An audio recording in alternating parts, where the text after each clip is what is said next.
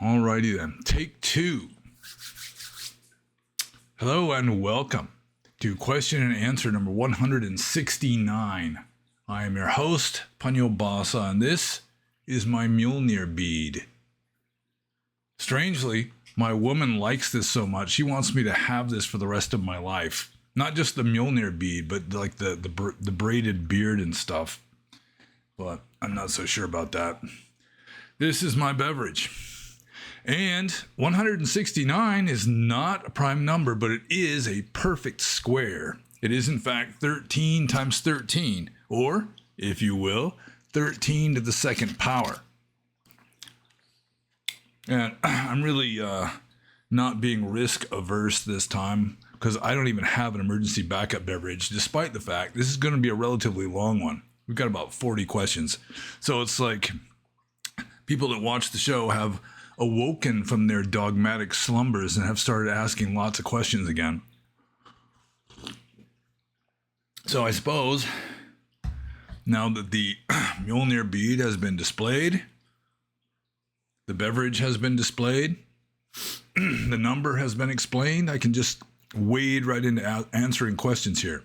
And the first question is from the proto-pseudo-monk, who asked this question more than a week ago, and for some reason it was just, I scrolled right past it when going down the scroll, didn't see it to answer it last time.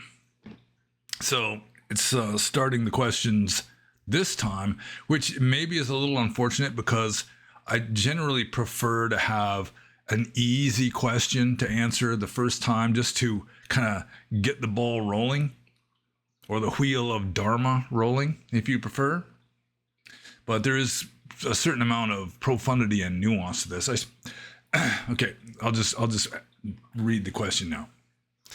Proto-pseudo-monk says, I've just started reading The Trickster and the Paranormal. Following your recommendation, you mentioned that this book is paradigm shifting and that it fills the gaps. Could you please elaborate on that? Why is this book so significant to you? And I suppose I should just get the book. It's on the bookshelf right back here. Let's see, where is it? There it is. Okay. So he is referring to this book, which was sent to me by my friend Otto. The Trickster and the Paranormal by George P. Hansen. And it is true. It would definitely be in the top 20 most important books I've ever read, just with regard to filling in gaps in my understanding or my paradigm, my worldview, whatever. Every once in a while, you just come across a book that just has this wealth of information with regard to something that you were kind of interested in but didn't know much about. Like there's another one back there, Strategy, the Indirect Approach by B.F. Little Hart, I think is his name. And it's a book on military strategy, and probably half of what I know about World War I, for example, comes from that book. So that was, it wasn't as important philosophically, but it was another one that just kind of filled in gaps in my knowledge. So anyways, you mentioned that this book is paradigm shifting and that it fills the gaps. Would you please elaborate on that? Why is this book so significant to you? Well, I think the main theme of this book is, I don't know if George P. Hansen was like a philosophical idealist, just believing that this entire universe is like a mental projection, but it fits right in with idealism. His like theory or hypothesis, his thesis in this book, in that the book indicates that you have to have rules to keep everything orderly, to keep the chaotic at bay, to keep, the unexplicable, unforeseeable weird stuff from happening. And people have known about this intuitively since the Stone Age. That's why there's so many taboos, in addition to just, apparent laws of nature. Things fall down instead of up, generally, for example. But people just have to have more rules than just laws of nature. And so human societies just invent rules just to keep things more orderly. And it doesn't make a whole lot of sense from a materialistic point of view. But when you think of the idea that it is perception that is generating our reality, which is largely a Buddhist point of view, even schools of Buddhism like Theravada that accept the ultimate reality of physical matter, still they believe that our reality, what we are experiencing, is deeply conditioned by mental states. That our own mental states can cause physical matter to exist. You know, the kamaja rupa, for example, or physical matter that is born of karma, which is a mental state. So anyways, this book, Trickster and the Paranormal, one of the main ideas that he really pounds away at in this book is that there has to be order, as much order as possible, to just keep chaos at bay, to keep things stable. In order for any kind of samsara, any kind of cosmos to exist for more than just a fraction of a second, that there has to be stability. And humans need more stability for our own existence than just is found in laws of nature. So we have to create even more stability through social norms and morals and taboos and that sort of thing. And it's by how the paranormal occurs, according to this book, and this is like one of the like important things that I picked up from this book, is that the paranormal really is like breaking the rules. That it's sort of, the paranormal seeps through like weak spots between rules to get into our version of reality. And so that's why a lot of like witches, for example, if they're trying to perform some paranormal act, you know, cast a spell, for example, they may literally, deliberately violate norms and taboos in order to like cause like a tear in the fabric of our samsara, which allows this primordial chaos to come through, which can then be harnessed. You know, it's like juju that can potentially be harnessed by people skillful at harnessing chaotic juju that is seeping into this version of samsara. So I never really thought about that before. You know, it's like parapsychologists and like the Soviet Union and communist China for decades were like trying to like discover laws of the paranormal so that they could use those in like their espionage and, you know, just psyops, just dark ops, this kind of stuff. And they had the disadvantage of being Marxists, and Marxists are materialists. So they're like, you know, there's this Soviet woman, Nina Kulagina, I think was her name, who could move objects without touching them, sort of like Uri Geller in America. And there's old pictures of her wearing like a helmet where they're trying to detect any kind of brain waves or anything like fields, that kind of thing, to explain how she's doing this. And they were going about it all wrong because they're trying to find some sort of like scientific laws governing this, when really, according to George P. Hansen, it's like, it's energy, like chaotic energy seeping in, you know, against the bulwarks of order and stability. You know, it's kind of getting in through the cracks, so to speak, which then causes things that should be impossible to happen. You know, the miraculous, that sort of thing. But you don't want too much order. I mean, there's kind of a balance. There has to be a cosmic balance. Too much order is just death. You know, it's just robots. But too much disorder, then I mean, it's scary and weird things can happen. Like in a dream, you have less order than in waking consciousness, and all kinds of weird stuff can happen. You can be talking to an old high school friend, and then the next thing you know, the high school friend, it has turned into some movie star, for example. And it wasn't like the friend walked away and the movie star showed up. It's just the friend turned into this movie star. Or another one that I've mentioned a number of times, I've dreamt this sort of thing before. It's like you're riding a bus in your dream, and the next thing you know, you're on an airplane or you're on a ship. And it wasn't like you got off the bus and onto the airplane or ship. It was just like, well, you weren't noticing. The bus turned into an airplane or a ship.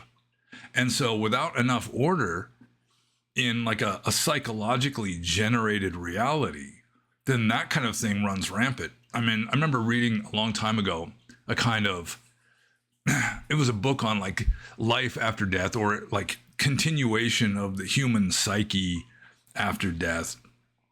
And there was this woman whose friend had died recently.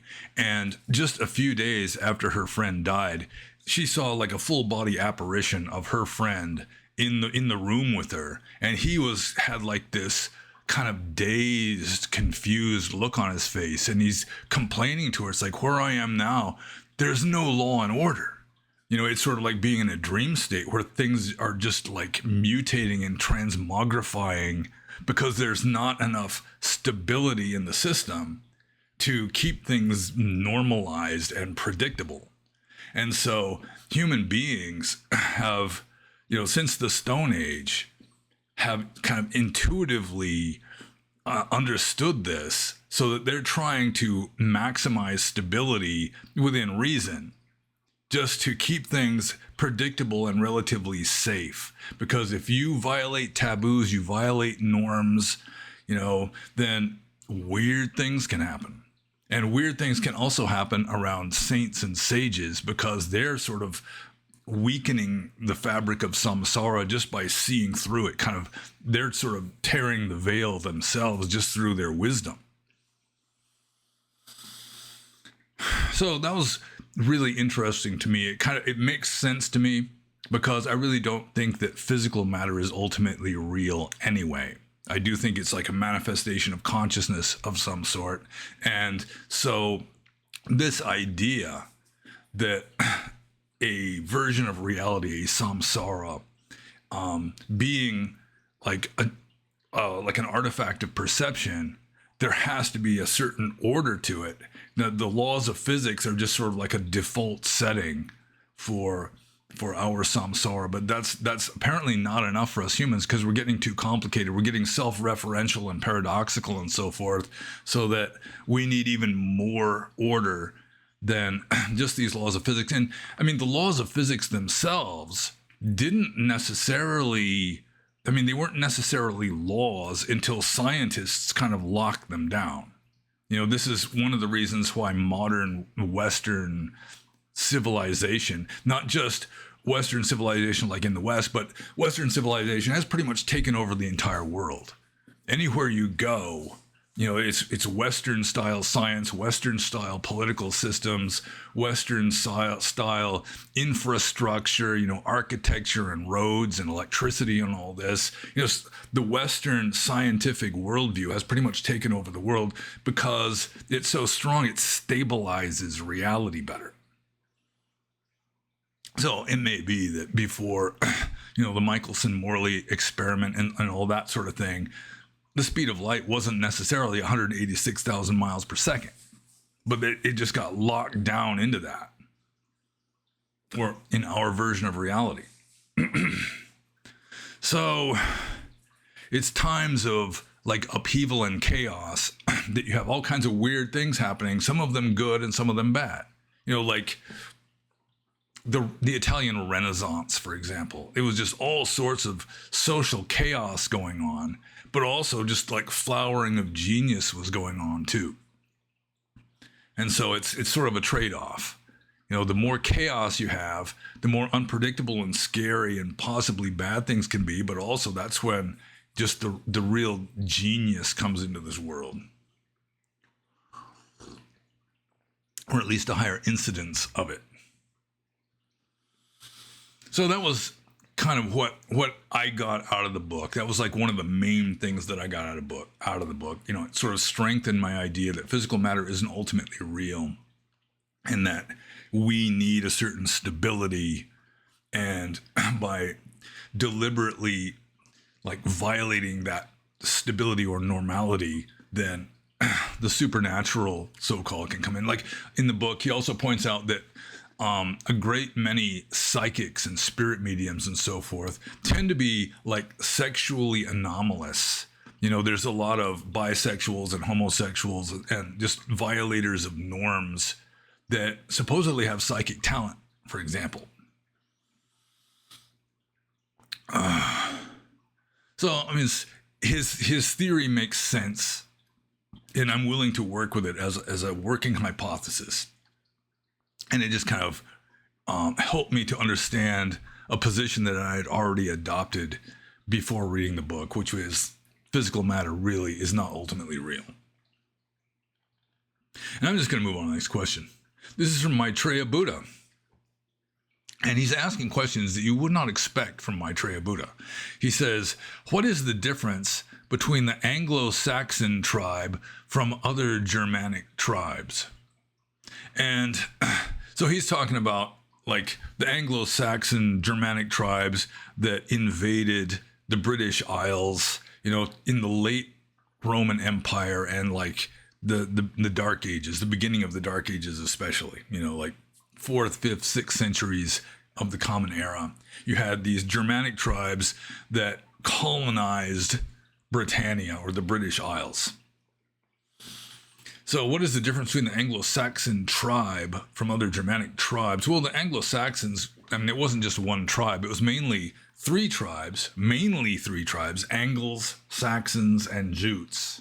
And the Jutes came from Jutland, which is modern day Norway. It's like that peninsula sticking up out of Europe that is claimed by Denmark, I should say, not Norway, Denmark.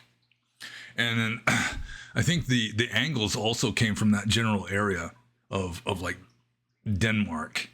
And then the Saxons, it possibly was just a loose term that the Romans applied to pretty much any Germanic tribe that lived on like the Baltic coast of what is now like the Netherlands, that general area.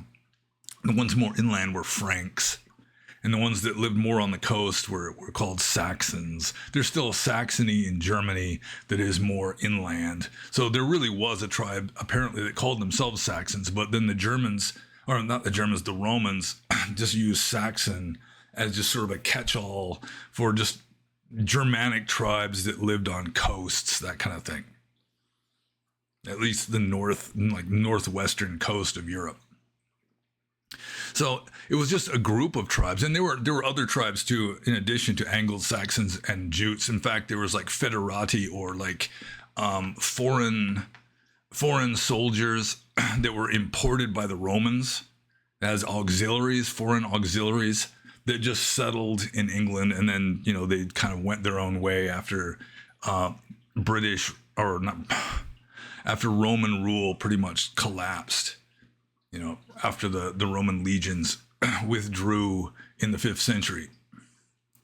So what is the difference between the Anglo-Saxon tribes and other Germanic tribes? Well, the main difference is that the Anglo-Saxons, Jutes, etc., migrated to the British Isles, or at least a lot of them did, and colonized the British Isles, whereas the other Germanic tribes just stayed where they were, or they migrated south into the collapsing Roman Empire or the newly collapsed Roman Empire and conquered different areas. Like the Franks crossed the Rhine, settled in Gaul, and so now it's called France after the Franks, which was a Germanic tribe.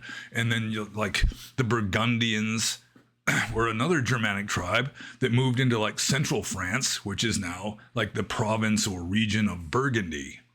And then you had the Goths, which were another Germanic tribe, like the Visigoths conquered a lot of Spain and like southern Gaul or France. And then the Ostrogoths eventually conquered Italy and what was then called Illyricum, large parts of Illyricum. The Vandals, who, according to many scholars, were Germanic, they wound up conquering North Africa after migrating down through Spain and then crossing the Straits of Gibraltar.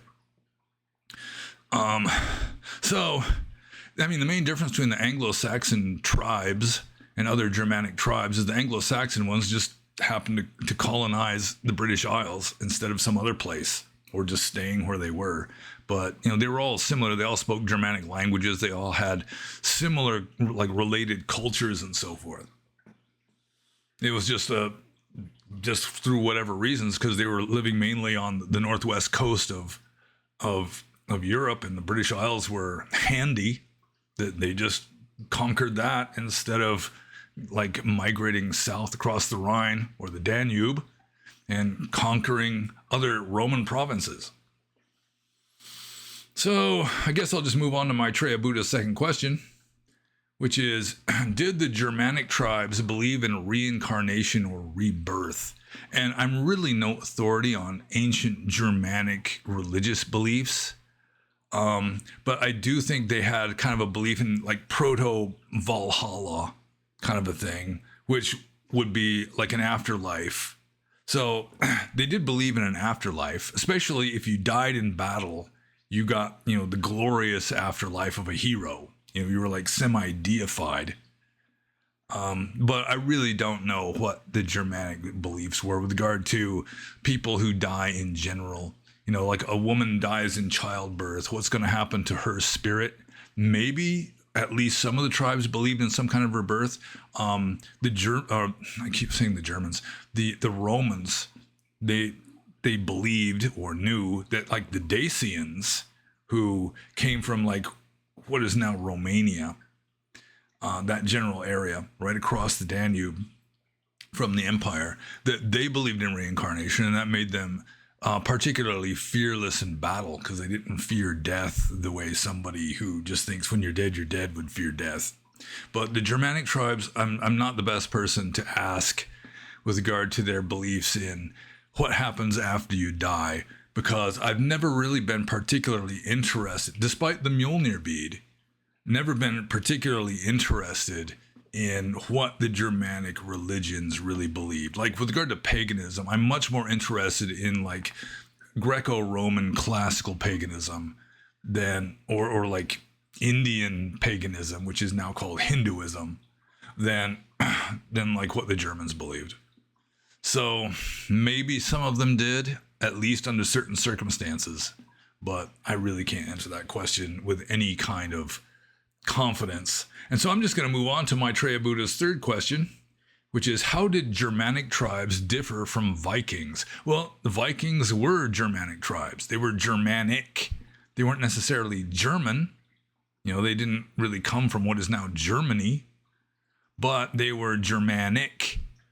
And, it's like the Germanic peoples, or the Germanic language family, it arose from like the corded ware culture of Northern Europe. And like, especially as the Roman Empire was collapsing and freshly collapsed, sort of like their ancestral Indo-Europeans, they just sort of did this mass expansion so that, Northern Europe has languages more based on Germanic languages than Southern Europe, which is still is largely based on Latin. But even like France, the Franks were Germanic. And so the Vikings were just a group of Germanic tribes that developed a certain culture in Scandinavia, mainly, like around, like, I guess it'd be like the 8th or 9th centuries, where they started up. And they conquered large parts of the British Isles, for example. They conquered like the northwestern coast of France, which became Normandy because the Normans were Vikings. They conquered even like the island of Sicily. They conquered large parts of Italy. They were like the first rulers of the Russian Empire, or the Russian kingdom, the Russian Tsarate, or whatever you'd call it. So they were just a group of Germanic tribes that arose, or at least their particular culture of raiding with dragon ships, just being just complete badasses, particularly with regard to infantry. Hard to get horses on those dragon ships. And I have read that the Vikings may have originally been feral adolescents that were still following this prehistoric Indo-European tradition called the Koreos. And it's just fascinating to me when I first learned about this just a few years ago, that the Indo-Europeans, one reason why the Indo-European speaking peoples spread and just conquered so much of the world as they did in ancient times, is they had this tradition called the choreos, where adolescent boys, like teenage boys, who tend to be troublesome to older men anyway, would just essentially be kicked out. I mean, they were still associated with the tribe, sort of. You know, they'd eventually come back in many cases, but they were just like cut loose, and they had to just survive as best they could through hunting, and probably more importantly, in many cases, just raiding other tribes, you know, raiding non-Indo-European villages, that kind of thing. And so it may be that the Vikings originally, before they became really expansionist, colonialist, you know, just a power in and of itself, that the first raids on coastlines and so forth were these feral teenagers just surviving by making raids on peaceful villagers. But then eventually the older men started realizing there's like good money to be made from raiding Irish monasteries, that sort of thing. And so they really took the ball and ran with it until large parts of Europe were essentially ruled by Vikings. But the Vikings, they are mainly conquering nations where they were a tiny minority, and they would just sort of like blend in. You know, it's like they lose their Germanic language. You know, they just adopt to a large degree the culture of the people that they invaded and took over. So how did Germanic tribes differ? How were they different from Vikings? I mean, Vikings were Germanic tribes. It was just, they were a specific group of Germanic tribes that, you know, based in Scandinavia, that at first were just making raids, and then eventually just started like invading and settling, conquering. So we had a few Viking kings of England, or at least of large parts of England. The Irish were pretty much ruled by Vikings for a while, back in like the 10th century, you know, back in the Dark Ages, so-called early medieval times. So let's see here. I'm just going to move on to the next question, which is from Romeo.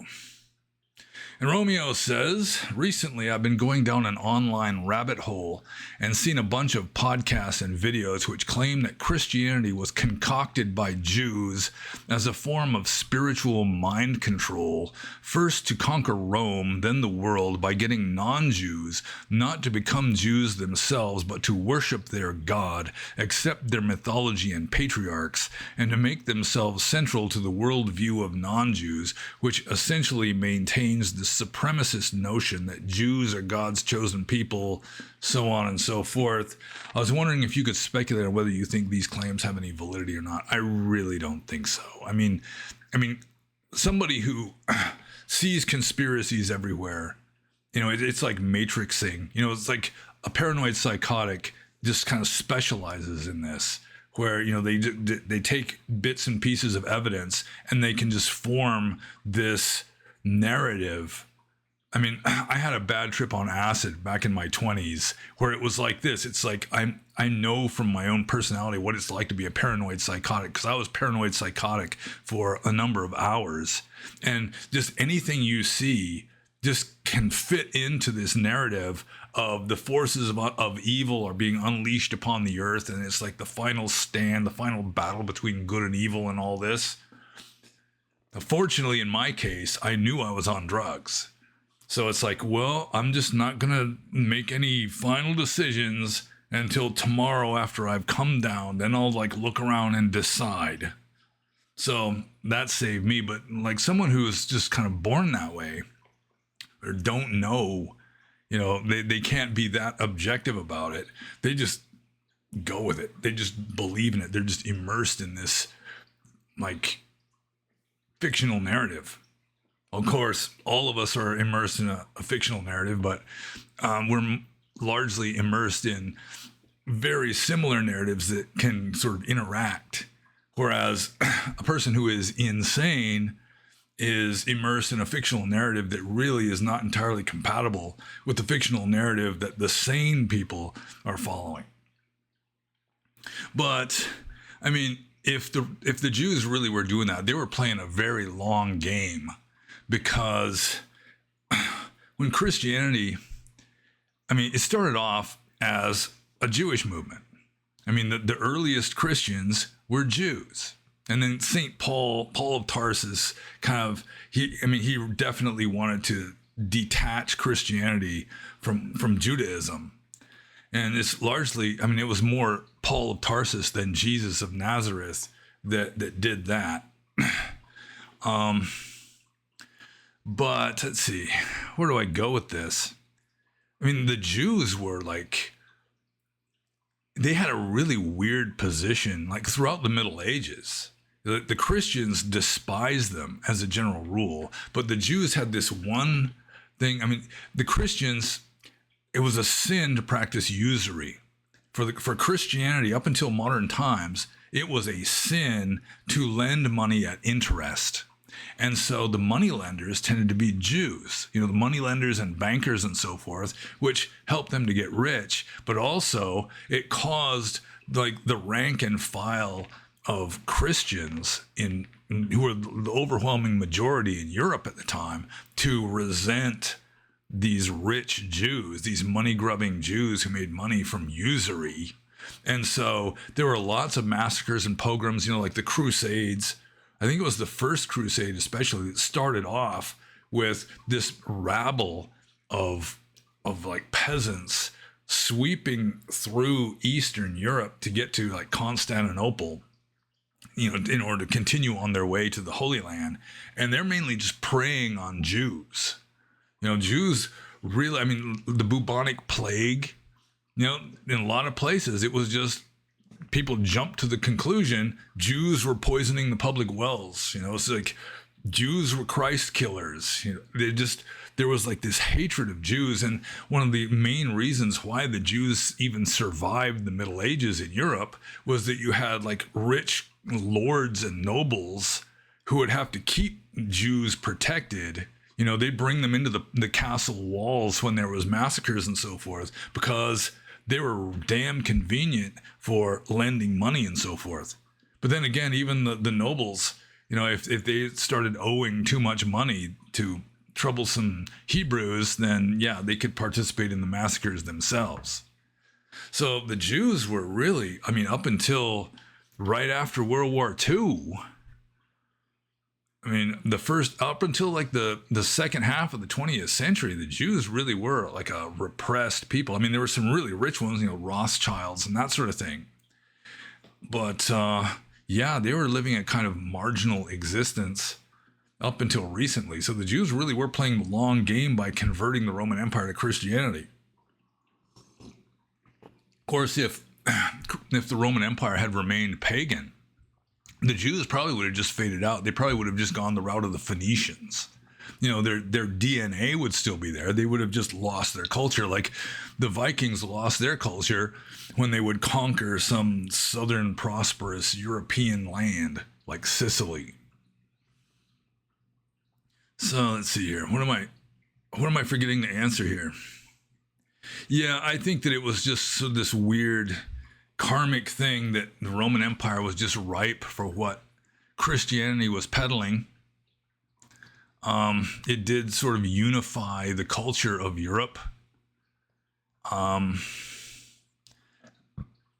But yeah, I really don't think that it was a Jewish conspiracy to get Western civilization worshiping Yahweh, anything like that. I mean, there might have been a few who were kind of promoting that, but in general, I think it was just this weird quirk, some weird quirk of history or a karmic coincidence that caused Western civilization to reject their own indigenous spiritual culture and start worshiping a deified Jewish person, which has resulted in large cans of worms being opened ever since. And I'm just going to move on to Romeo's next question. As I say, we do have lots of questions this time. So Romeo is now for something completely different. I feel like I should be like sitting up to my chest in water at a desk while saying that. And now for something completely different.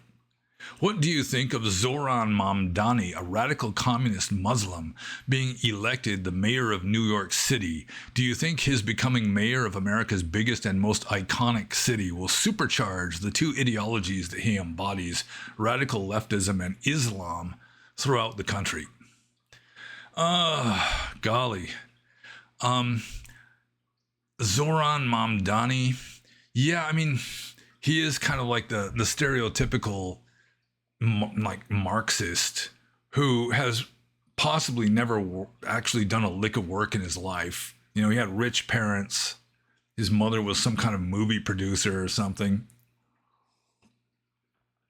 And I mean, with regard to Marxism, I think it was George Will, who I've never read his column or anything like that, but he did say something that went viral, a few months ago. He says it's probably good that Mamdani has been elected mayor of New York City, because every once in a while, the West, or Americans in particular, need to be reminded that socialism sucks. It doesn't really work. It sounds good in theory to a lot of people, but when it's actually attempted to put into practice, it just flounders and fails. And so it could be a good thing that Mamdani got elected, just because people are going to take another crash course in socialism sucks. It doesn't work. Of course, it could be that I'm just biased, and maybe this time socialism will really work. The government run grocery stores won't have empty shelves, and it's like the rent controls and everything won't drive out all the bourgeois and just cause New York City to become like London.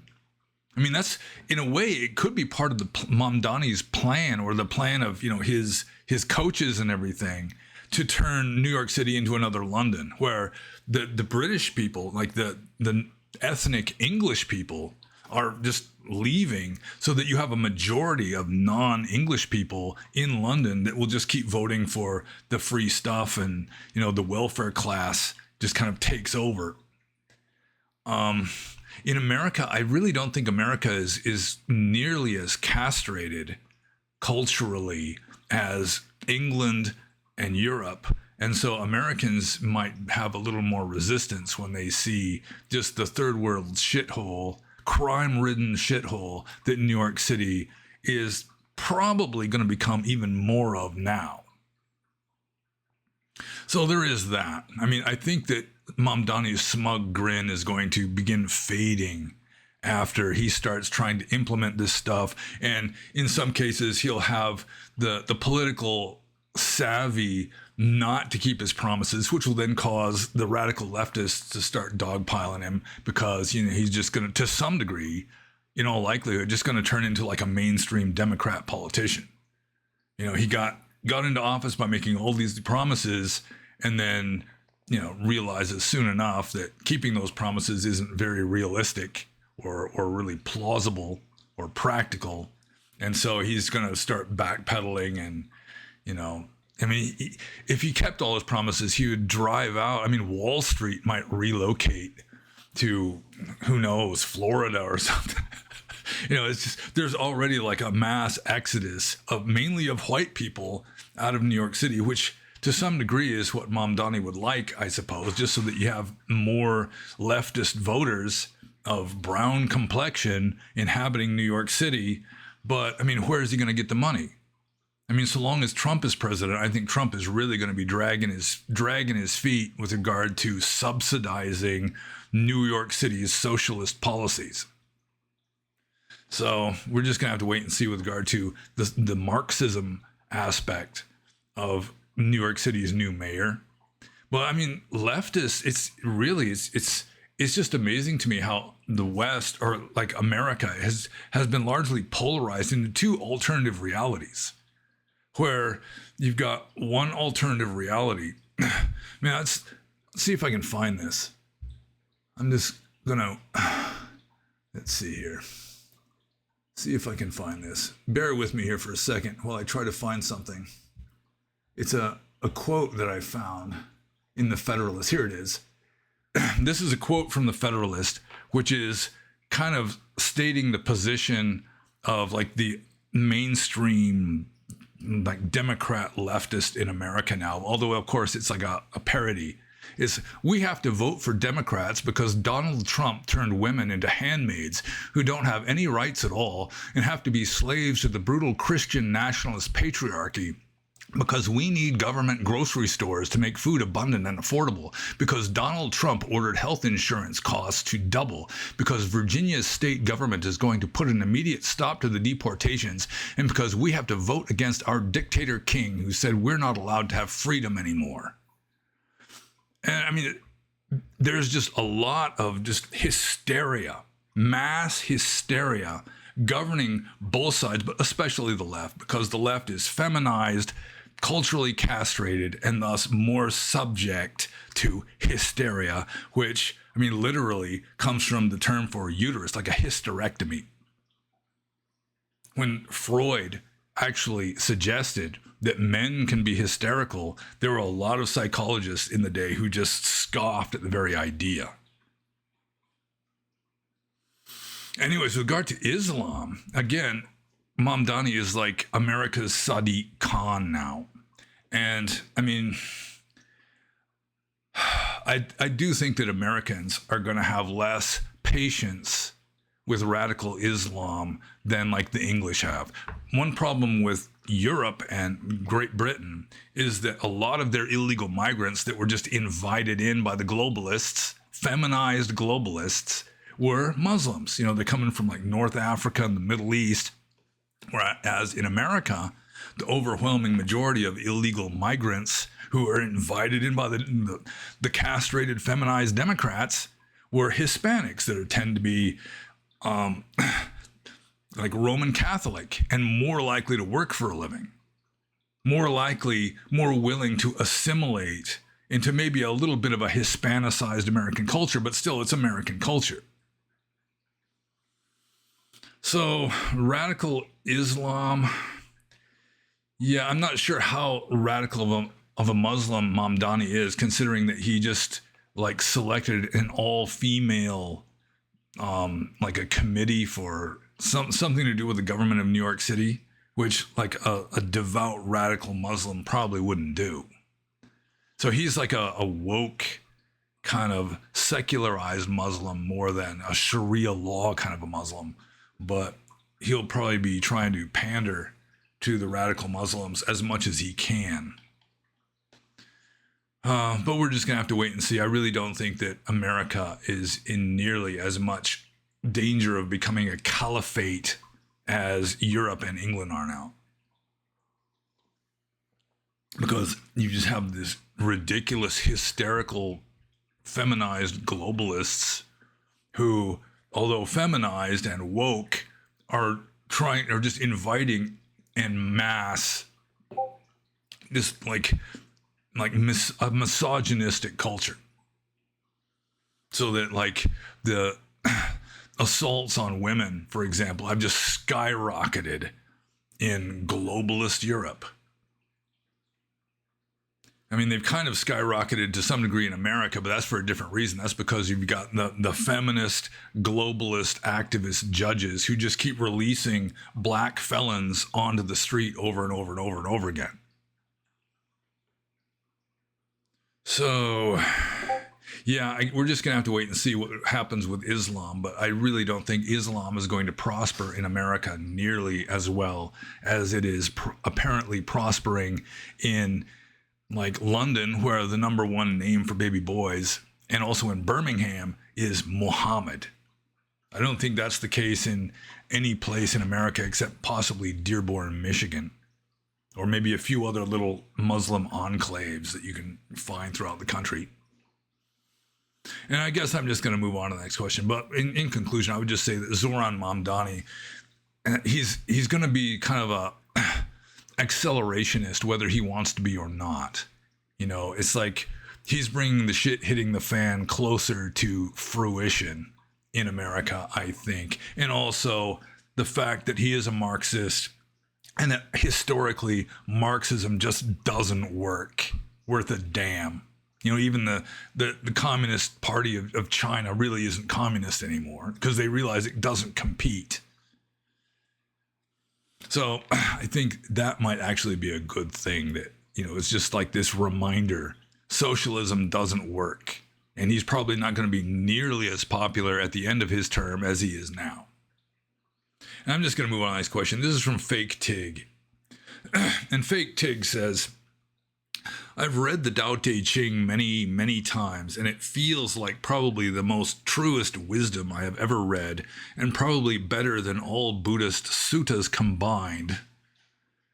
You have once said that Lao Tzu is some kind of version of the Buddha, but how come Taoism feels so much more accurate and distinct? Well, there is a theory that Lao Tzu was not really a historical Chinese person, that he was a mythological figure that possibly was like a garbled version of the Buddha. That is a theory. I mean, I really don't know. I don't know enough about ancient China to really throw my hat in the ring on that one. But why Fake Tig thinks that that the Tao Te Ching is the most truest wisdom, probably better than all Buddhist sutras combined, and that it feels so much more accurate and distinct, is probably Fake Tig thinks more like a Chinese person than like an ancient Indian. So, I mean, the Tao Te Ching, it's written for Chinese people, and the Chinese just don't have the same analytical mind as ancient Indian philosophers. The ancient Indian philosophers were analytical. They wanted to categorize and analyze, they wanted to work everything out into an integrated system. Whereas the Chinese were more like intuitive, kind of like a more poetic way of thinking about spirituality. Even their language is more intuitive, because you got to kind of fill in the gaps by thinking like a Chinese person when, you're understanding the Chinese language. Burmese is like that too. It's a very kind of abbreviated language, so that you have to fill in more gaps than in a language like English. So, yeah, I mean, I've read the Tao Te Ching many times in a number of different translations. I probably got at least 2 translations of it on the bookcase back there, maybe 3. And I mean, there is wisdom in there. To say that it's better than all Buddha sutras combined, I consider to just be like a wild stretch. It's just that possibly that Fake Tig just has more of a intuitive, maybe more emotional kind of understanding of Dharma or Tao, and just likes more of a poetic way of explaining things than getting into sort of the radical apophasis of really early Buddhism, like the Atthakavagga, or just the more technical, philosophication of Buddhism that happened shortly afterwards, that sort of thing. It's just a matter of personal taste to some degree, how you want your Dharma. I mean, you want it like in blue wrapping paper or red wrapping paper, that kind of thing. So the actual question here, let's see, how come Taoism feels so much more accurate and distinct? Because probably Fake Tig thinks more like an ancient Chinese person than like an ancient Indian person. I'll just move on to Fake Tig's second question.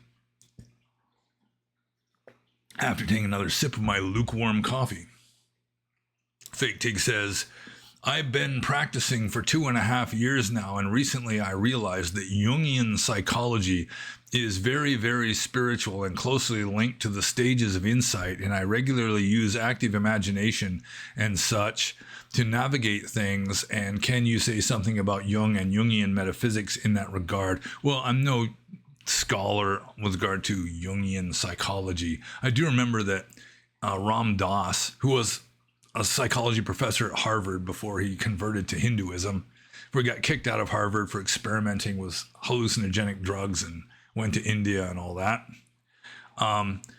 He said that with regard to the chakra system in yoga, that Freud was just centered in second chakra, sexual stuff, whereas Jung was centered in third chakra. So Ram Dass apparently didn't consider Jung to be extremely advanced spiritually, that he was just kind of a master of third chakra, which is, the highest mundane chakra. That the average, like, non-spiritual normie, their first three chakras are open, and then above that is still kind of closed. The fourth chakra would be the heart chakra, which is compassion. And then you get up into the throat chakra, and finally you've got like the 1,000-petal lotus on the crown of the head. That's like full enlightenment, even higher than the third eye, which is the sixth chakra. Let's see. What is the question? Can you say something about Jung and Jungian metaphysics in that regard? Yeah, well, I mean, Jungian metaphysics, I'm not that really... I never really studied Jung very much. I've read some of his weird stuff on alchemy. He just went down this rabbit hole with regard to like medieval alchemy. He just wrote book after book on the subject of medieval alchemy. I read some of that. I've read like Psyche and Symbol, although I was like maybe 20 years old at the time and it didn't really sink in much. I just remember that I read the book, but aside from just archetypes, the collective unconscious and so forth, I don't really remember much of that. I read his answer to Job, which was a fairly good critique of the book of Job in the Old Testament. But he was definitely more spiritual than Freud. He was more of a spiritual person, but still, I think he was just kind of like locked into mentality, intellectuality, still very much immersed in samsara. Even though he did write introductions to Buddhist, like the Tibetan Book of the Dead. He wrote a famous introduction to that. He wrote an introduction to the Tibetan Book of the Great Liberation, also known as the Yoga of Knowing the Mind and Its Nakedness. So he did write about Buddhism. And he had this idea that a Westerner just can't really become a Buddhist. That our whole way of thinking, our starting assumptions are so radically different that we can just kind of dabble in it, kind of LARP as Buddhists, but we can't really become like a real Buddhist. And maybe for a lot of people that's true. A lot of Westerners, they just turn Buddhism into a bunch of leftist gobbledygook.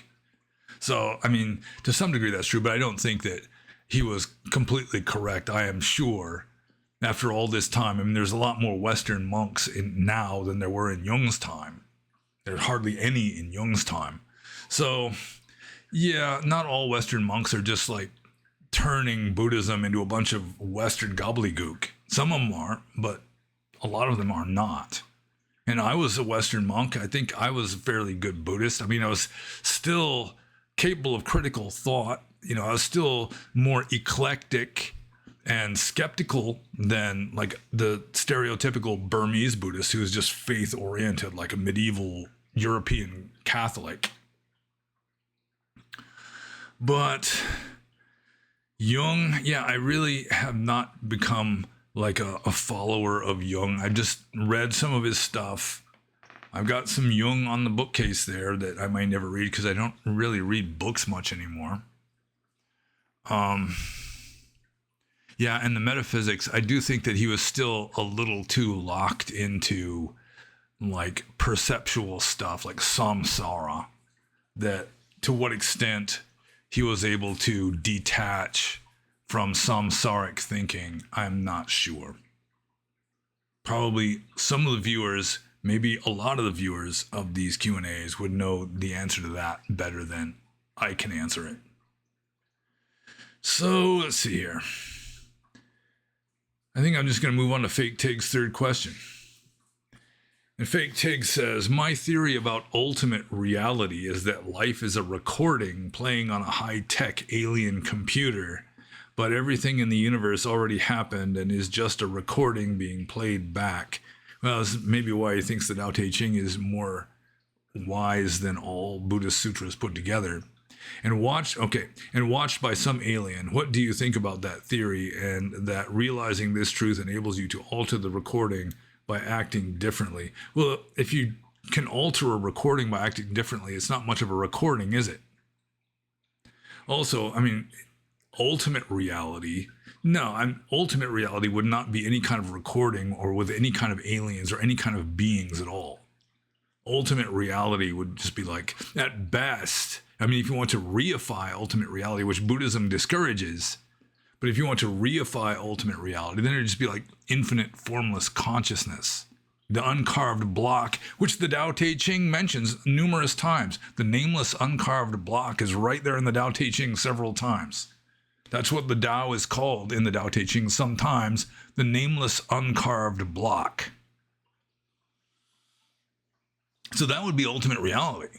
I mean, ultimate reality isn't things, and no kind of distinctions, no kind of differentiation or papancha, none of that. Ni papancha, or no differentiation, is one of the synonyms for nibbana in the Pali language.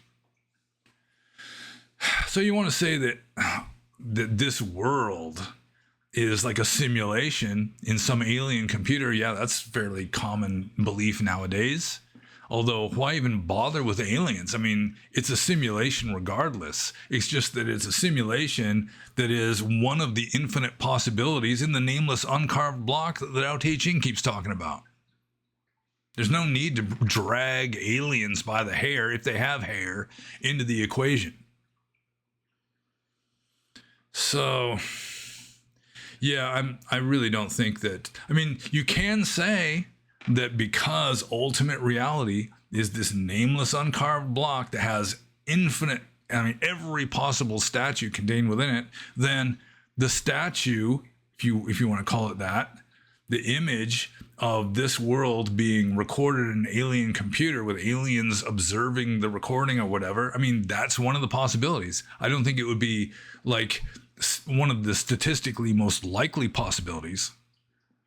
But I mean, it's there. I mean, it's in the nameless uncarved block.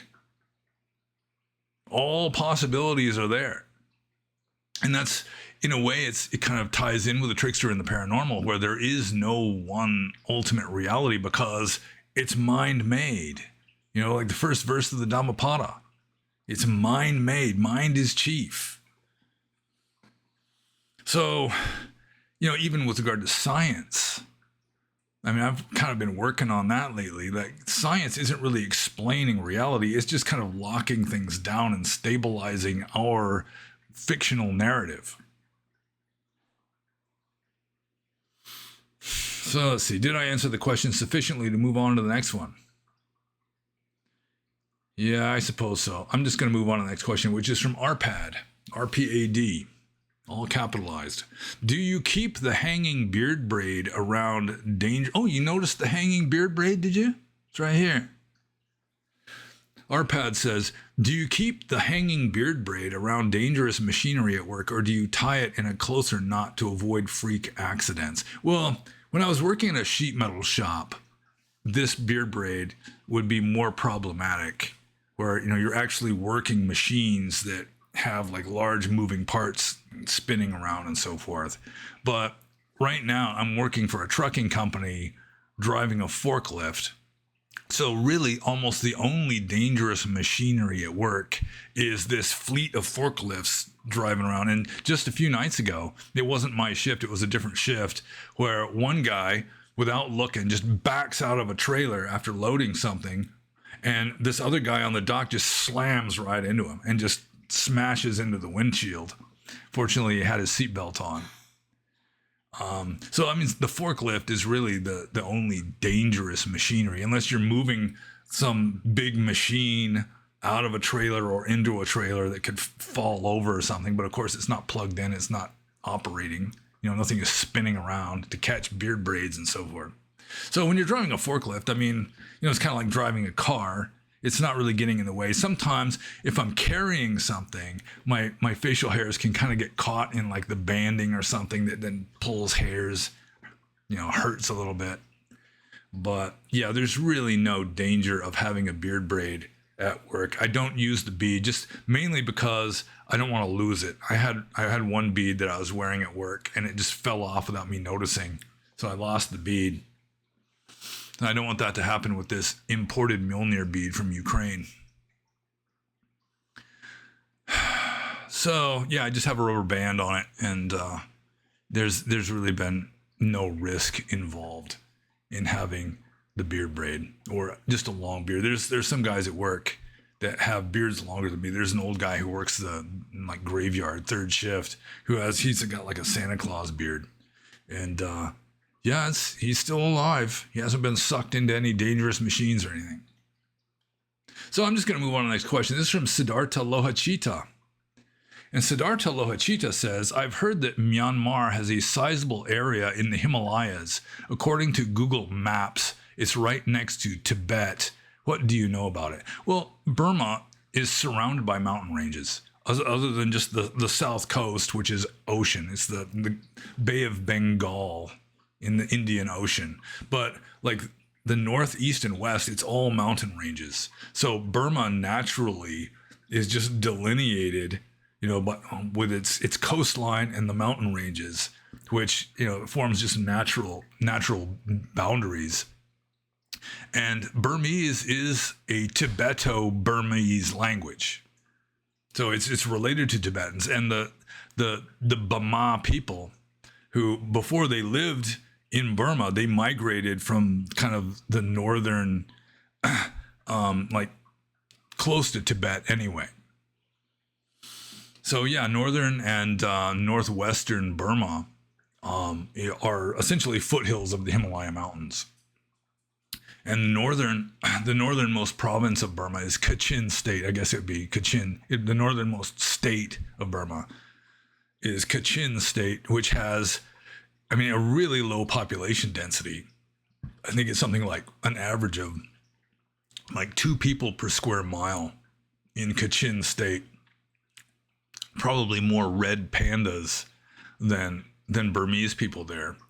So, that's nice. And then in the northwest is Chin State, which is, that's kind of more west. That's also mountainous. And you got Nagaland of India bordering on the northwest, which is mountainous up until like well into the second half of the 20th century. There were still headhunters living in Nagaland. So yeah, and then in the east you've got the Shan Plateau, where the people are ethnic Shan, which has the same etymology as Siam and Assam. So they're more related to the Thais than the Burmese. The Burmese are Tibeto-Burmese, and I think the Thais are more closely related to the Mongolians, the Mongols, who then migrated south through China into what is now Thailand. So, I'm not exactly sure what else to say about this. It's just that Burma does have mountain ranges all around, and the northern and northwestern mountain ranges are essentially foothills of the Himalayas, very low population density there. The people there are mostly Christian rather than Buddhist, mainly because during British colonial times, you had English missionaries and some American missionaries going out into the remote areas and converting the headhunters and so forth, the animists, to Christianity. And so a lot of the Burmese army is like recruited from these ethnic tribes in the hills, these hill tribes that are more Christian and less pacifistic, and also probably less like sympathetic to the ethnic Burmese that they may be like, rampaging and shooting and so forth. So yeah, Burma and Tibet they border on each other. And northern, just the whole outer perimeter of Burma that isn't along ocean is mountains. And then of course you've got the blazing hot lowlands of central Burma that's like a furnace in the hot season, which in early times, pre-modern times, was mainly teak forest. But there's not a whole lot of teak forest now. It's just like barren wasteland and farms. So I'm just going to move on to the next question, which is from Practice Meta, who's one of the few people who asks questions on Rumble. And Practice Meta says, you have mentioned before that if you take care of Dhamma, Dhamma will take care of you. What is Dhamma in this context? Well, if you like purify your mind and have like purified karma, then good things are going to happen to you. When the mind is, I mean, the world is generated by mind. So the purer your mind is, the purer the world you're going to live in. If you've got a good mind, you live in a good world. If you have a bad mind, you live in a bad world. If you have a perfect mind, you live in a perfect world. So that's essentially what it means. You know, by practicing Dhamma, you purify your mind, which purifies the world that your mind is generating. You know, it's like you're less likely to have bad dreams if you have a pure mind. So, yeah, that's mainly what Dhamma is in this context, is just cultivating wholesome mental states, purifying your mind. And because your mind is generating the world you live in, you're going to have fewer horrible, shitty things happening to you. Although they can still happen. There's no guarantees. As I keep saying, Mahamoggallana, one of the chief disciples of the Buddha, was literally beaten to a pulp by an angry mob of non-Buddhists. So, I suppose I answered that well enough. I'm just going to move on to practice metta's next question, which is, how would you describe that same idea to a Christian who may already believe that if they take care of God, then God will take care of them? Well, I mean, if they already believe that, then why would I have to describe the same idea to them? Other than, I mean, it's a common belief in religions in general. If you do what God wants you to do, then God will be nicer to you and have good things happen to you. You'll be rewarded. Of course, it always doesn't work that way. This, for example, the book of Job. The book of Job, you know, Satan, like proto-Satan, Satan 1.0, is like smiting Job, afflicting him, causing his kids to die. He's got diseases. He loses everything. But then at the end, because, you know, his faith took a beating, but it took a licking, but kept on ticking, so to speak, then God rewarded him by giving him new wealth and new kids, this kind of thing. So, yeah, I mean, just any kind of theist, I mean, you do what God wants you to do, and God will reward you. Whereas in Buddhism, there is no God like that who, you know, curses and blesses and, you know, is determining whether we go to heaven or hell. You know, we determine that ourselves. So it's just more a matter of purifying the mind, doing good, avoiding doing evil, that kind of thing. And then you have good karma, which then comes back to you. You know, what goes around comes around. You send good out, good comes back. You send bad out, bad comes back. So I'm just going to move on to practice metta's next question, which is as follows. I'm inspired to pursue ordination. Sadhu, sadhu, sadhu. Would it be acceptable to put everything in a legal trust and then put a family member in charge of the trust? So if you're going to ordain, you're going to renounce the world, then, I mean, why would you put everything in a legal trust unless you're not sure that you want to stay a monk? So, I mean, technically, especially with regard to money, then this would be cheating because, I mean, it's still your money. I mean, if you put a family member in charge of the trust in their name, then, I mean, that's kind of, it's better than having it in your own name, having it legally still yours. But still, if you're expecting it back, then you haven't really renounced it. I mean, you haven't let go of it. And I mean, I can relate to this. I had something similar to this going on. When I first became a monk, I had like a $7,000 in the bank and a pickup truck. So I kind of worked out this deal with the administration that if I bailed within the 6 months, I'd get the money and stuff back, which was cheating. Technically, I hadn't really renounced it, but I lasted way longer than 6 months, and so I just relinquished all of it. And I don't know what they spent the money on. Probably blew it on something dumb.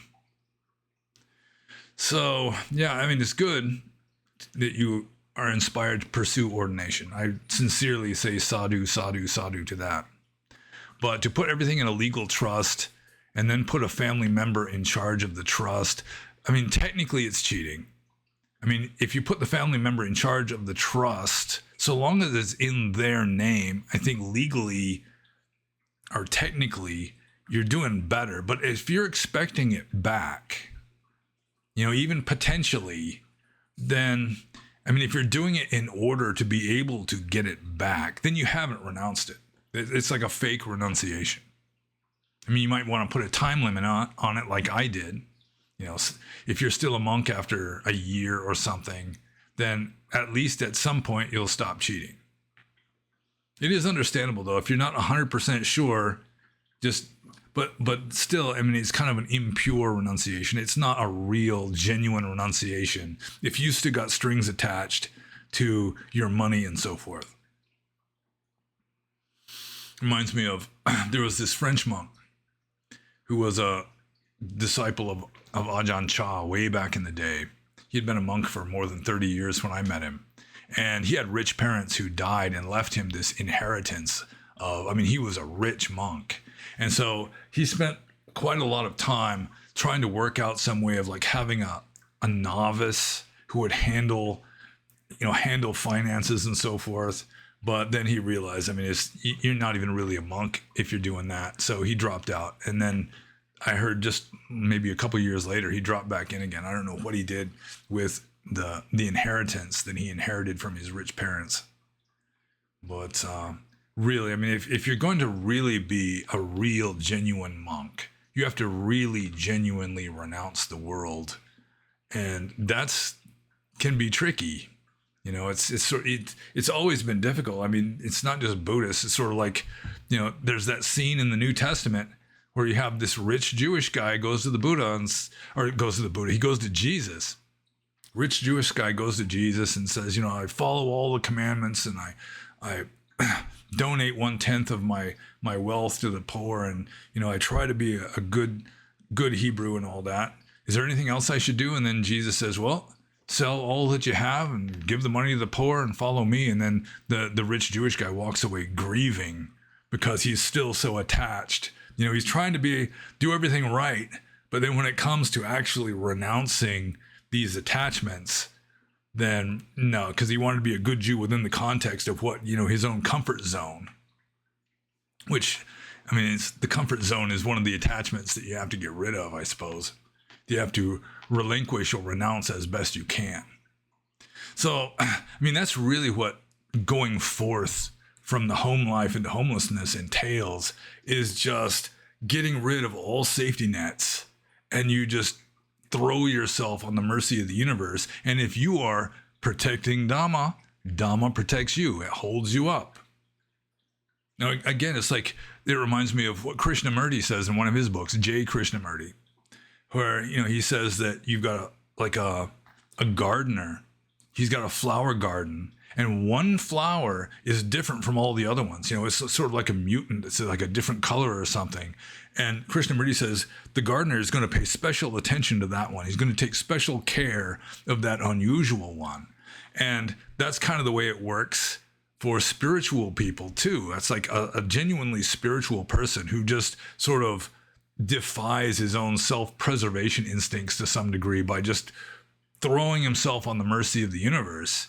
He's like that mutant flower, and then the powers of the universe, not necessarily Jehovah God Almighty, but there's just the powers of the universe are going to protect that person to some degree.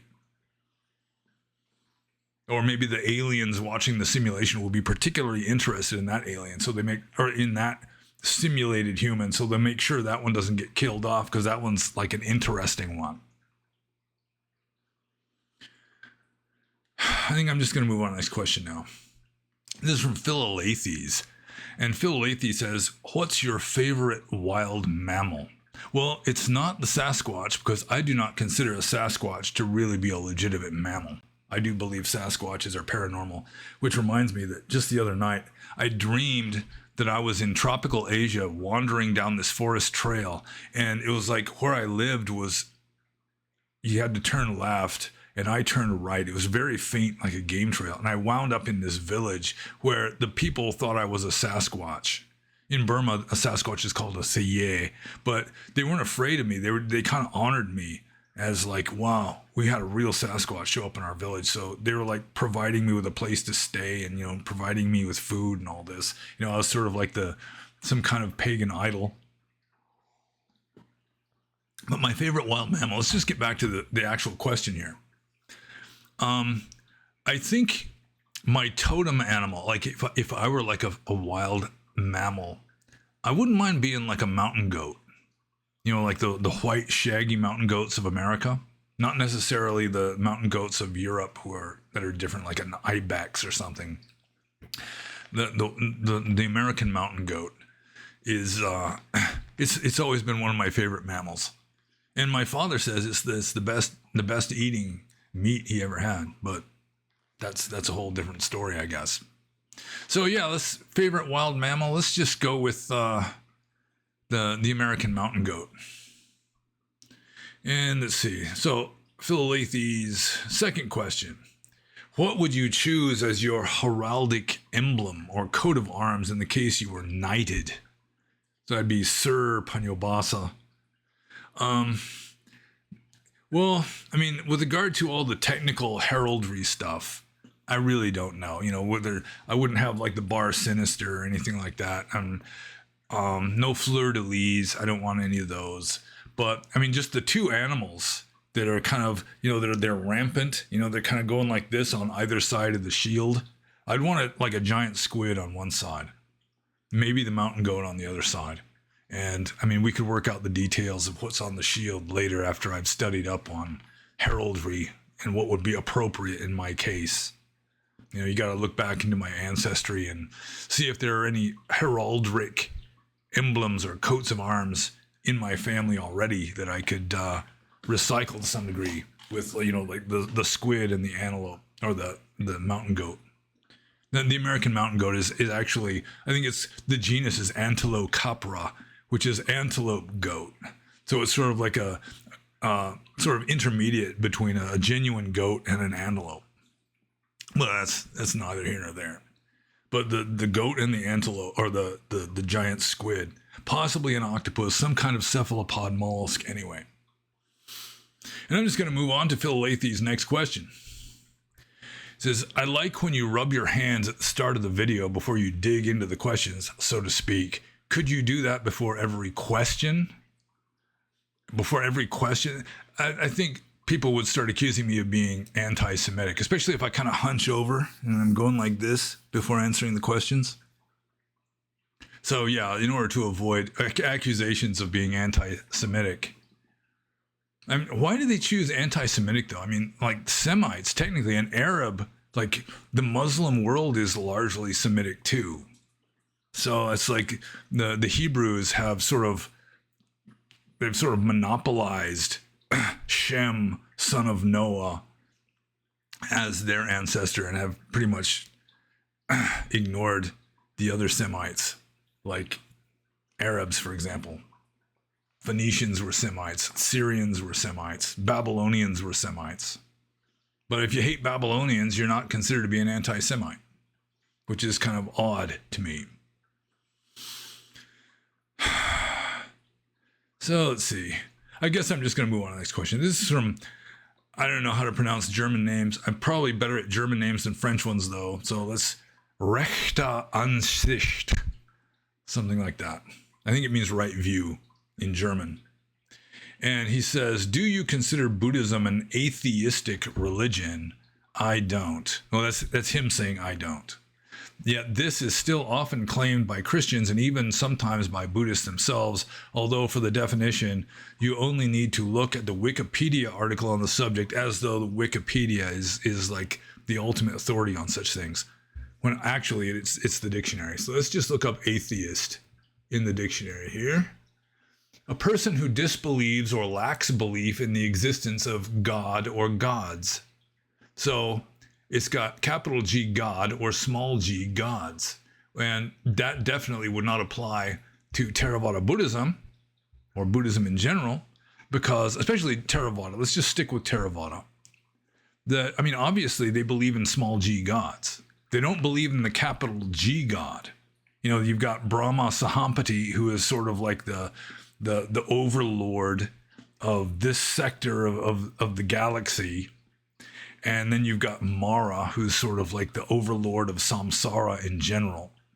But even they don't live forever. They're not capital G gods. They're just small g gods. I mean, even a small g god can live forever, for example, in classical paganism. Not necessarily. You can still kill a small g god. You know, like Dionysus was killed but then got revived, for example. So, I mean, if Buddhism does accept the existence of small g gods who are not immortal, even though they might live for gajillions of years. But with regard to like a creator capital G god, Theravada Buddhism doesn't believe in that. I mean, like some Mahayana Buddhists have essentially turned the Buddha into a capital G god, pretty much the way the Christians turned Jesus of Nazareth into a capital G god. But Theravada Buddhism doesn't go there.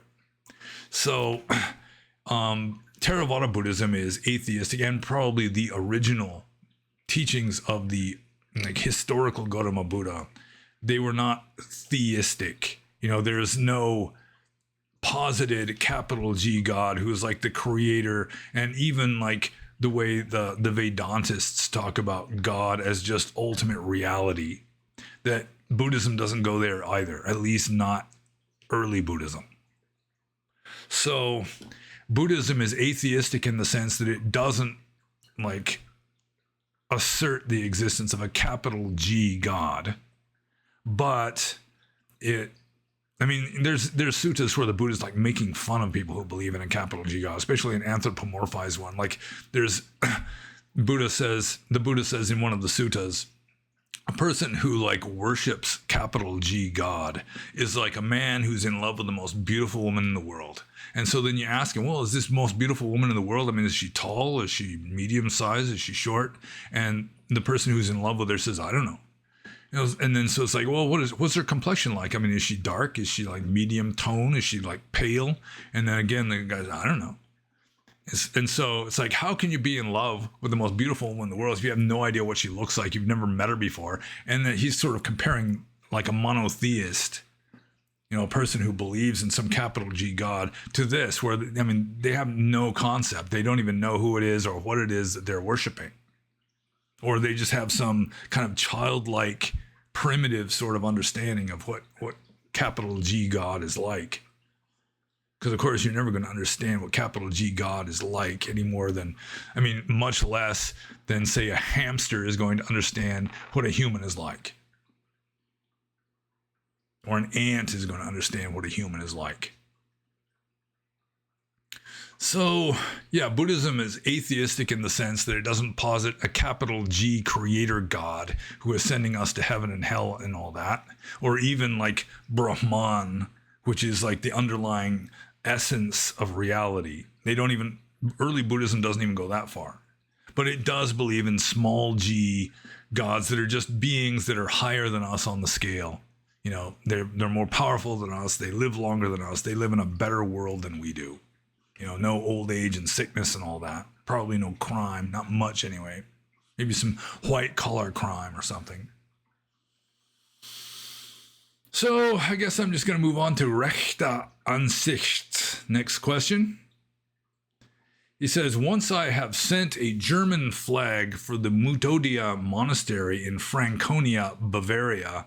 They didn't hang the flag without reply, even though it was a gift from me, a supporting member. Despite this, Thai flags or pictures of the Thai king or queen are still frequently displayed at festivals.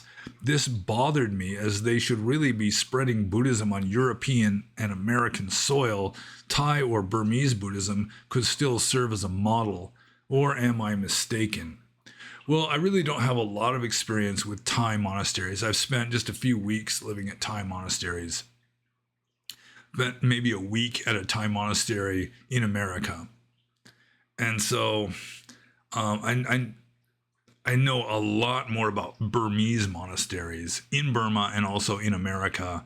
And probably it's not all that different, that most Burmese monasteries in America are more cultural centers than monastic centers. The monks there are more, I mean, they're not really renouncing the world and striving for enlightenment.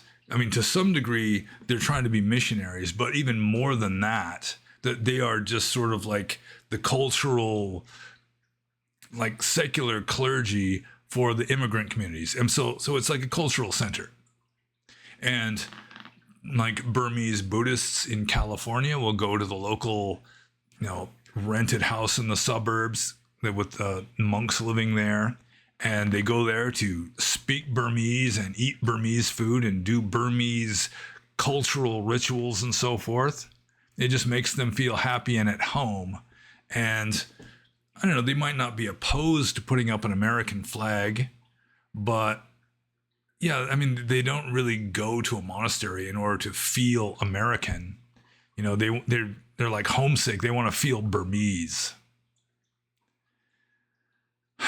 And I don't know what it's like in Germany. It's like just like leftists in America consider the American flag. Some leftists in America consider the American flag to be just like a symbol of fascism or some such.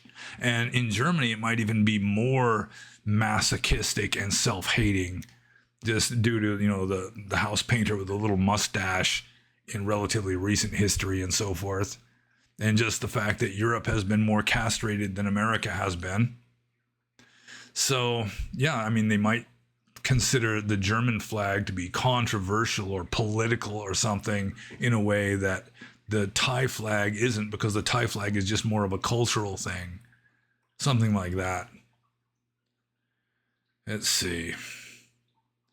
Yeah, and it's true that Thai monks and Burmese monks in the West should be trying to spread Buddhism, but Burmese monks in the West generally are not extremely successful because they just bring all this Burmese cultural luggage with them. Their belief system, they'll be like, I think it was Tom Pulisiato. I think I've heard that Tom Pulisiato sometimes would include in his talks that the earth is flat and so forth, which back in the 1970s was not as acceptable as it is now that you have like the internet and all the conspiracy theory channels and so forth promoting the flat earth.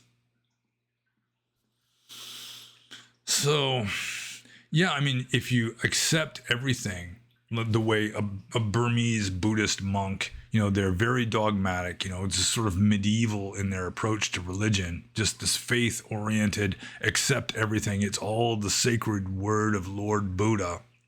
Then, I just noticed that I haven't got the aquarium fully in the shot. Then, I mean, it's just not as successful because a lot of Americans, they'll listen to a discourse that it might even just be like in broken English because the monks may not have mastered the English language, or even the translator has not mastered the English language. And they're just hearing all this stuff that they consider to be like fairy tales, that it just doesn't really make a lot of converts, except for just really faith-oriented people. They've got way more saddha than panya. Among the five indriyas, the five faculties, you should have your faith and your reason in balance. And the Burmese have more faith than reason in many cases, and Americans tend to be more reason than faith in many cases, especially with regard to American Buddhists. And it just doesn't work very well as a general rule.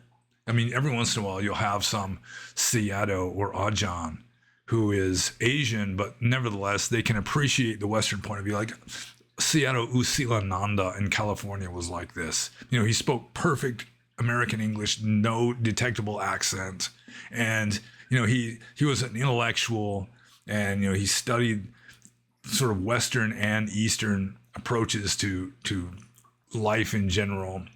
So he had quite a few Western followers, but most like Asian missionaries who come to the West don't get a lot of followers, mainly because there's like the culture barrier that gets in the way.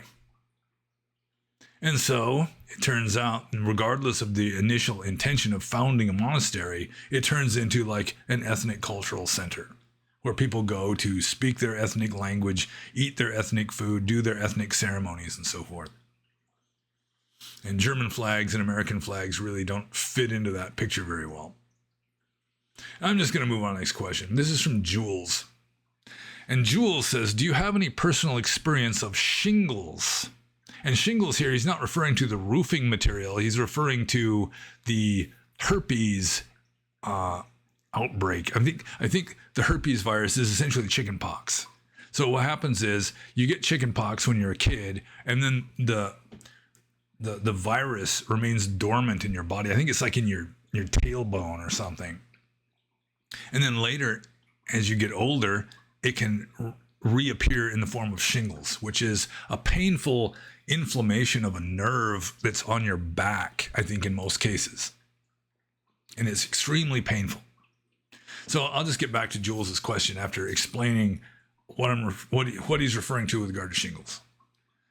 Jules says, do you have any personal experience of shingles? One of the common triggers can be physiological or psychological stress, causing the dormant virus to reawaken. As monkhood seems to be an embrace of this kind of thing, I wonder if it's something you saw frequently among the various sanghas you were acquainted with. And then parentheses, he says, I currently have shingles and it fucking sucks. Well, I remember when I first was ordained, I'd been ordained as a monk for just about 6 months, and the abbot of our monastery, my preceptor, Venerable Hleintetziero, got shingles, and it was very painful, from what I was told. And then when I was living in Burma, I don't know if I still have the scar on my back, but I had been in Burma for maybe 15 years at the time, and I apparently got a mild form of shingles. It was like a herpes outbreak on my back, and very, very painful. It wasn't very big though. It was only like 3 inches long. So it wasn't like as big and inflamed as some people's shingles can be. And it was painful, but I mean, it was easily survivable in my case. And I did get the cream, or the medicated cream. It's better than pills. I mean, if you're gonna, like, doctors will try and give you pills, but I mean, you're better off just applying it directly to the affected lesions than just taking a pill which dilutes it all through your body. But yeah, I do think I had a mild case of shingles after I'd been a monk for like 15 years in Burma, something like that. And I don't know if you can get the shingles more than once. You can only get chicken pox once. Maybe, I mean, with regard to viral diseases, usually in many cases, you can only get it once. I mean, even the common cold, they say you can only catch the same cold twice. It's just that the cold virus mutates into different strains, and then you can get different strains of the cold. Speaking of cold, my coffee is now officially cold. So, yeah, I mean, you can experience psychological stress as a monk, although you're better equipped to deal with it.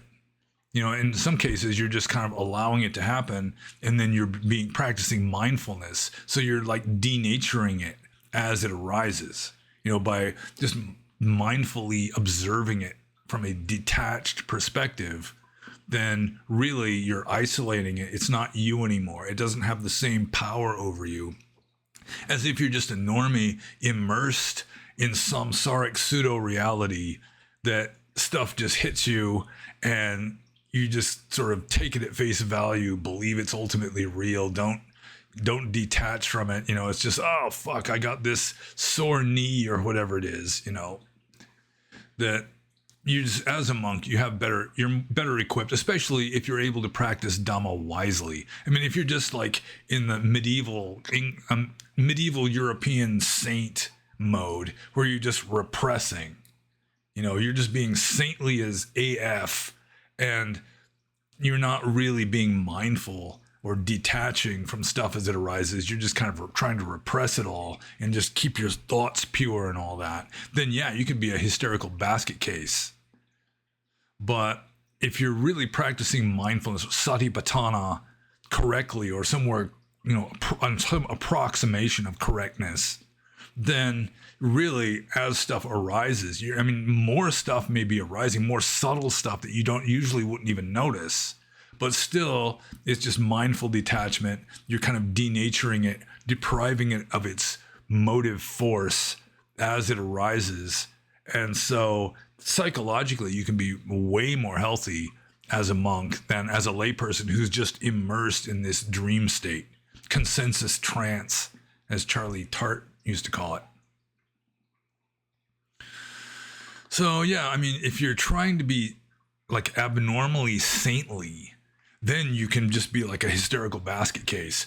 But I mean, if you're still like in harmony with your own nature, your own personality, but just as stuff is arising, you're just in the habit of mindfully noting it, then you're on a lot firmer ground, you're doing a lot better, and you're less likely to be a hysterical basket case with lots of psychosomatic symptoms arising. I certainly had some psychosomatic symptoms arise. The main one was, it's called dyspnea. It's like an irregularity in breathing. That I looked it up in a medical guide, and I was kind of humiliated, shamed to see that in almost all cases, it is a hysterical conversion reaction, which is psychosomatic. It's like, I mean, it's kind of triggering now just thinking about it, where it's like you forget to breathe enough, and then it's like you need to take like this deep breath, like a sigh, and I have to feel like a stretching feeling in my sternum as my chest expands in order to like turn off the trigger. Otherwise, I just have to keep taking deep breaths. And at its worst, when I was a monk living in Burma, like under the rock ledge, it could wake me up at night, just having to take this deep breath where sometimes you'd have to like twist your body a little bit to be able to inhale deeply enough to like turn off the urge again.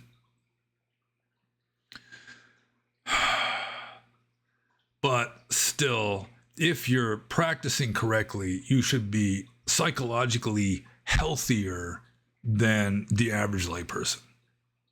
I mean, that's pretty much the purpose of becoming a monk, is to become sane. So I'm just going to move on to the next question. This is from Stellar Supreme et al. He is Legion. He has many names. He says, if you had to give a quick answer on the fundamentals of Buddhism to someone who was really serious about being a lay Buddhist, but who was in need of more grounded practical guidance, what would your message to them be? Well, like very simple would be like the verse in the Dhammapada right here. It just so happens I happen to have a bookmark right there. And it's verse 183 of the Dhammapada, which is as follows: to avoid all evil, to cultivate good, and to cleanse one's mind. This is the teaching of the Buddhas. So do good, avoid doing evil, and purify your mind. I mean, that would be just like based Buddhism. But of course, you also bear in mind, karma or second noble truth. I mean, just always be aware. The second noble truth, whenever you are unhappy, it's because you desire something. Just knowing that much, just like not just knowing it in an intellectual way, but really taking it to heart so that, when the shit is hitting the fan, I mean, you're still sort of, you don't just forget all of your Buddhist philosophy when you're freaking out. And also just knowing that regret and remorse, a guilty conscience, is always bad karma. Have compassion. Don't indulge in cruelty. Don't try to derive pleasure from others' suffering, that sort of thing. Catch the spider with the cup and the piece of cardboard and let it go outside instead of just squishing it. So how quick of an answer does this person need? See, I have to read the question again now. If you had to give a quick answer on the fundamentals of Buddhism to someone who was really serious about being a lay Buddhist, but who was in need of more grounded practical guidance, what would your message to them be? Yeah, well, the purifying your mind, do good, avoid doing evil, purify your mind. And purifying your mind involves mindfulness, awareness of the second noble truth. If you want to practice meditation regularly, so much the better. Try to practice mindfulness of everyday activities, mindful walking, mindful driving, mindful drinking of beverages, that sort of thing. That's fine. I'm not sure how quick of an answer you need, though. I mean, if it's like an X 128 characters or whatever, then yeah, I think we're already over the limit. Yeah. Do good, avoid doing evil, purify the mind, and be aware of the second noble truth, and never, be aware that this is not ultimately real. That's a good one. Be aware that you're in a kind of dream. You're in the matrix. Just keeping that in mind so that you're not just completely immersed, just completely lost in samsara. That's always kind of like, something to bear in mind that kind of helps keep you grounded. And then the way to get out of the matrix is to wake up, which also is just a matter of detaching and just detachment and mindfulness, mindful detachment. So I don't know if that was a good answer. It would depend on the person you're trying to tell this to, I guess. People are different. But I'm just going to move on to the next question, which is from Xenothoid.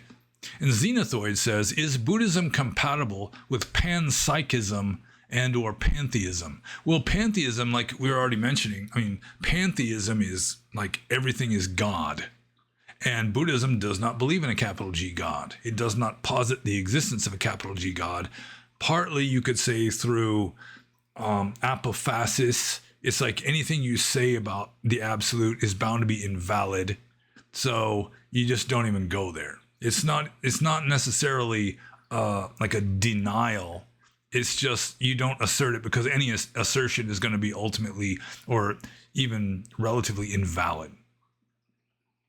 So you just don't even go there. So once you posit pantheism, you are positing capital G God, and that is not what early Buddhism did, even though later Buddhism does all kinds of weird things. So let's just set aside pantheism and go with panpsychism. And a lot of you may not know what panpsychism is, and I already looked it up in the dictionary. It's a noun, and it says, panpsychism is the doctrine or belief that everything material, however small, has an element of individual consciousness. So I'm not sure if that would mean that everything material really isn't material, that it's a manifestation of consciousness. Or is it allowing the possibility that physical matter really does exist? It's just that it's all got consciousness, like a hydrogen atom. It really does exist, and it's conscious. So, I'm kind of a panpsychist. I think that because the universe is a manifestation of consciousness, everything in the universe, including a hydrogen atom, is like, it has a kind of primordial consciousness to it. Like what is called energy in physics, I would equate with consciousness. That what a physicist calls energy is just an extremely primordial elemental form of what a psychologist calls consciousness. I think that could be like the next Copernican revolution if it hasn't already become incorporated into science. Obviously, the other way around, what a psychologist calls consciousness is, clearly just a very complicated form of what a physicist would call energy. So once you just make the equation the other way, just turn it into an equation where consciousness equals energy, then there you go. In an empty space, according to some theoretical physicist, empty space contains zero energy and infinite energy, depending on how you do the math. So I think Buddhism, especially like Mahayana Buddhism, would be compatible with panpsychism. Like the Yogacara school, the mind-only school. It's like, they're essentially saying there is no physical matter, that it's all just the world is just generated by our karma. And everyone's a kind of Leibnizian monad, although you don't really have to know what that means, which is good because I don't think I'm really inclined to explain Leibnizian monads. You can just look up monadology, see what it says in whatever source of info you're looking it up in. But yeah, I think Buddhism is compatible with panpsychism so long as you're just using it as a kind of working hypothesis. If you cling to it, it just becomes bad Buddhism right there. Anything that you cling to becomes the problem. instead of, the cure, it becomes the sickness. And I guess there's going to be a question kind of along those lines a little later on. But like Ajahn Chah used to say, even right view becomes wrong view if you cling to it. So if you just become convinced, that becomes something that you are clinging to, then that's the problem, regardless of whether it could be considered true or not. But I do think that Buddhism is compatible with a kind of loosely held, open hand panpsychism, but not so much with pantheism. Because pantheism does assume the existence of a capital G God, which is a no-no in early Buddhism. So I'm just going to move on to Xenothoid's next question here and make sure that we are really recording, yeah? And I closed all unnecessary tabs on my computer so that we're not lagging as we do in some previous Q&As when I did not close out all the extra tabs and apps and so forth. So anyways, Xenothoid, bless his heart, says, would a panpsychist understanding of consciousness provide a good foundation for reincarnation without an overarching self? Just right off the bat, I wouldn't see how it would necessarily influence a belief in reincarnation. If everything is imbued with consciousness, then I don't know. Certainly panpsychism wouldn't necessitate reincarnation or rebirth. What really is the good foundation for rebirth is just the idea of the psychic momentum of karma, because that's what causes rebirth. The psychic momentum of karma, regardless of whether a hydrogen atom is conscious or not. So I think panpsychism is kind of irrelevant to the idea of rebirth, because you could have rebirth or not have rebirth either way, with or without panpsychism. Seems to me. And so I'm just going to move on to the next question. This is from Fred. And Fred apparently, when I was at work one night, sent me some kind of like a video message or conference call or something that I couldn't really respond to because I was at work. And then it turns out I don't even have the app fully set up on my phone or anything like that. So if Fred is watching this, he probably is at some point, then hi, Fred. And I kind of got the message, sort of, the message that you had a message, but I'm not even sure how to respond to that on my phone because I don't even think I have it completely set up. Anyways, Fred says, why are women such control freaks?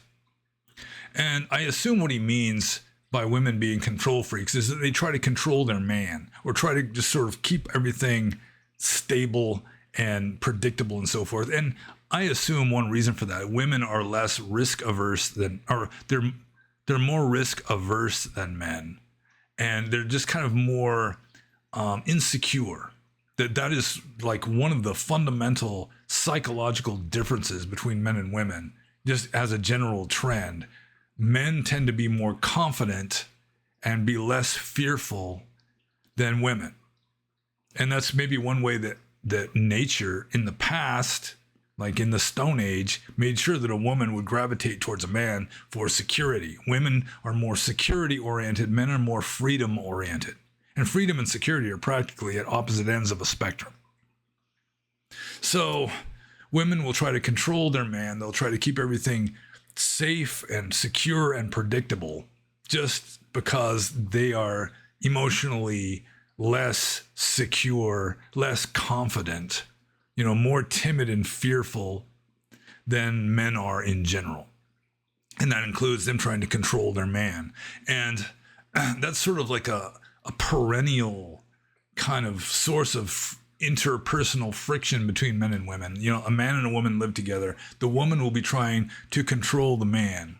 And if she succeeds, she'll get a certain satisfaction from that, but she will lose respect for the man. So that's something that men have to bear in mind. If a woman is trying to, just do this, don't do that, do this, don't do that all the time, then if you go along with that, I mean, sometimes it's just common courtesy. You want to have harmony in your relationship and so forth. But I mean, if you just become like this beta cuck of a guy, just obedient and docile, then, I mean, you might have fewer arguments. You know, she might be angry at you less of the time, but she's just not going to have the same respect for you as if you stand your ground on what you feel strongly about sometimes. You know, you still have to be a man with a backbone. So, and that involves, you're going to have the woman you love pissed off at you sometimes, or just dissatisfied with you. But, I mean, if a woman gets, like feminists, if they got everything they wanted, they still wouldn't be satisfied. They'd probably be even more miserable than they are now. It's just weird. And I should just move on to the next question here before people start accusing me of being not only an anti-Semite, but a misogynist as well. There are some very attractive Jewish women in this world, though, I have to admit. Let's see here. Fred's second question. Are Theravada rules just man-made? Well, I mean, who else would make them? Who else would make 5 precepts, for example? I mean, you could say that the 5 precepts, they have a grounding in empiricism, that, you know, you're more likely to have unskillful mental states and bad karma and get farther from enlightenment by indulging in killing and stealing and lying and adultery and drunkenness than if you don't. So, I mean, there is some empirical objectivity involved, but still the rules are man-made, every single one of them. It's man-made. So that was kind of an easy one. And so I'm just going to move on to the next question. This is from Rui. And we're going to be well over 2 hours on this one, as I kind of tried to warn you, but I mean, some people just don't listen. And if I really, I mean, I'm running out of cold coffee, and if I really do need an emergency backup beverage, I might have to start drinking aquarium water. So that could be, you know, I could get a few clicks for that one.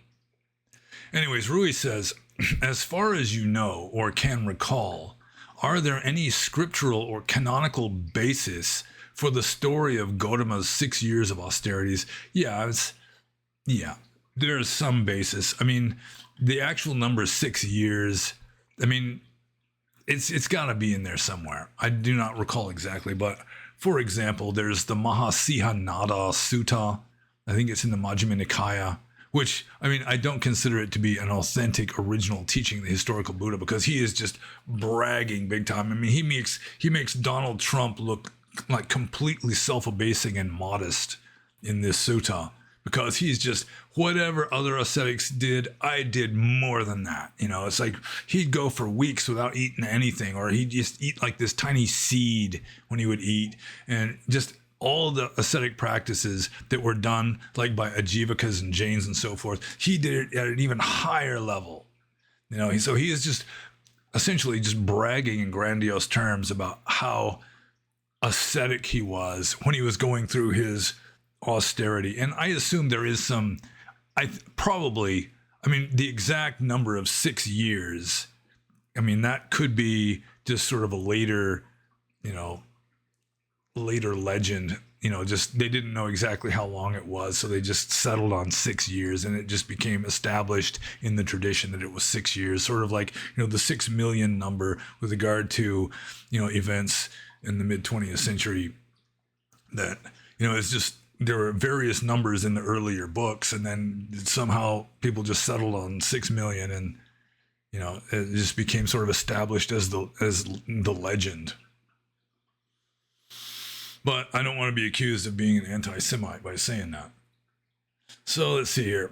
Yeah, I mean, definitely in the suttas, including old suttas, there are mentions of the Buddha practicing severe austerities, and probably even 6 years, but I don't recall exactly where the number is given. But like in the Buddha Wamsa, which is another late text, where it's given just sort of like a biographical sketch of previous Buddhas, comparing them to our Buddha, our historical Gautama Buddha, that most of the early legendary Buddhas, there's austerities lasted maybe just a matter of a few weeks or months.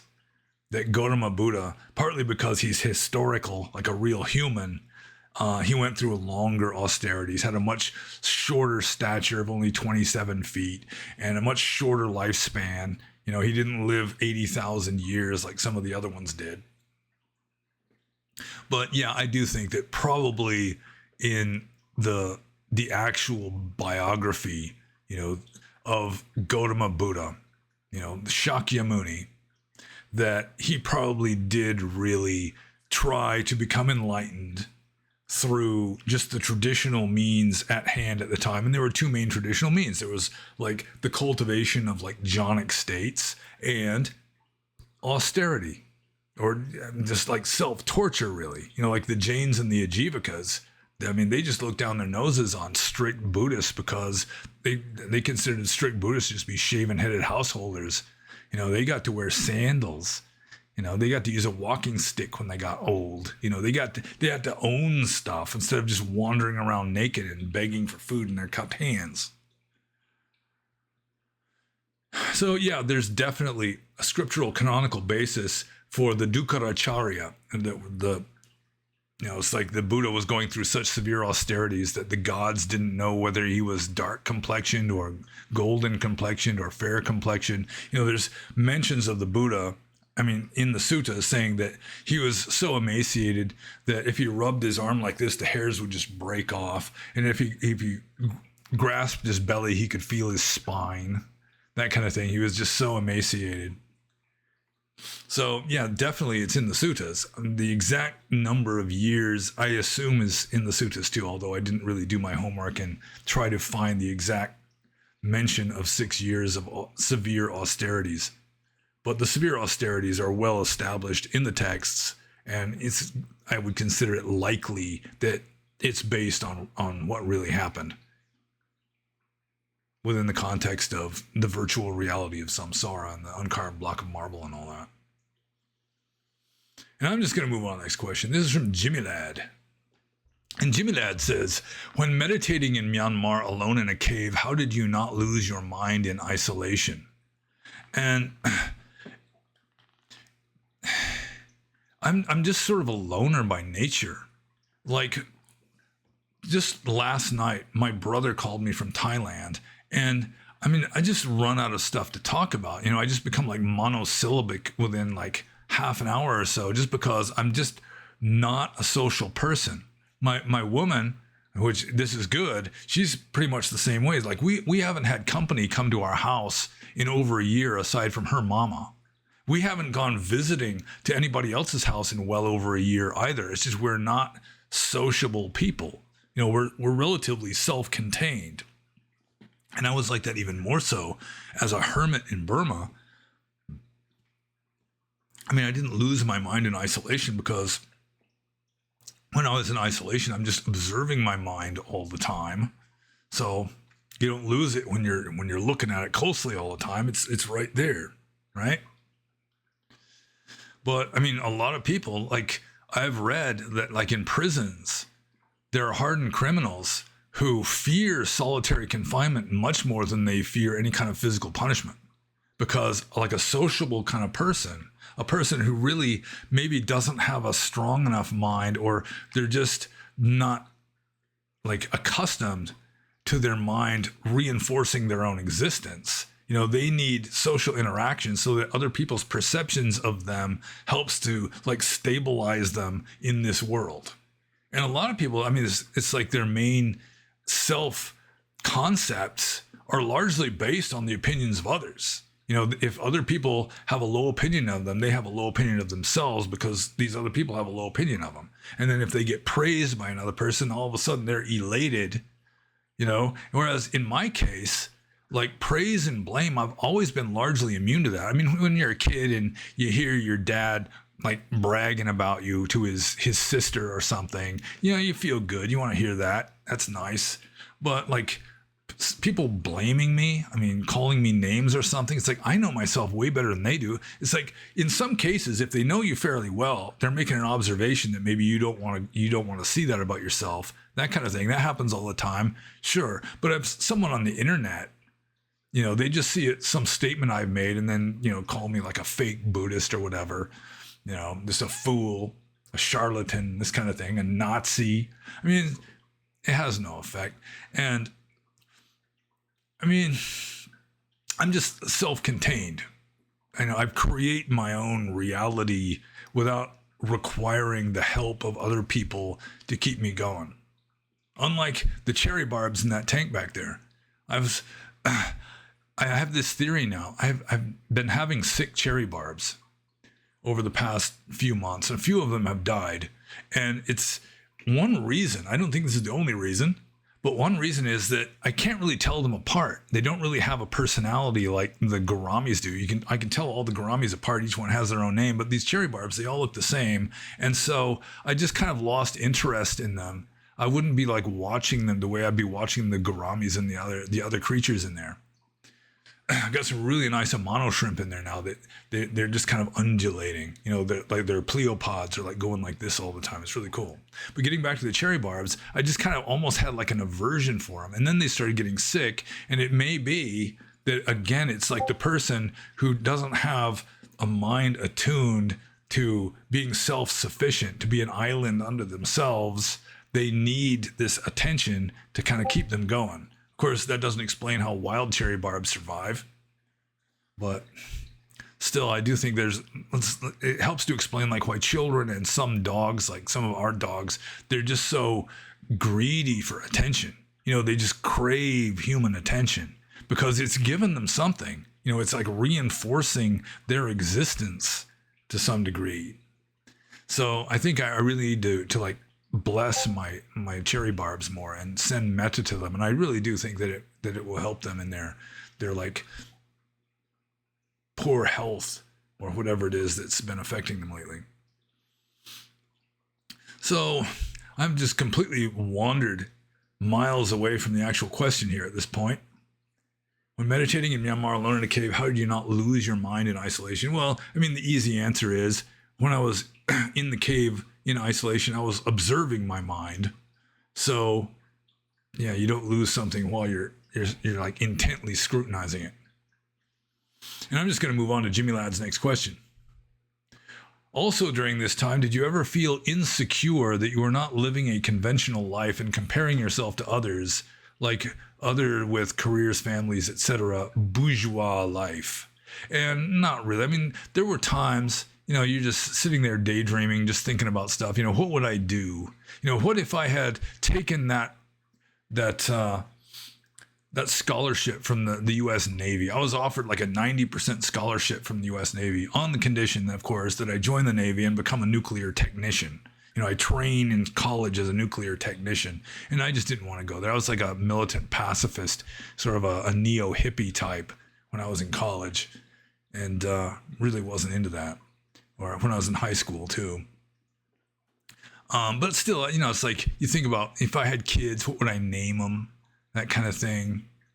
Or, I mean, Trajan for a guy. I mean, Trajan was one of the greatest Roman emperors. Nobody names their kid Trajan. I don't get that.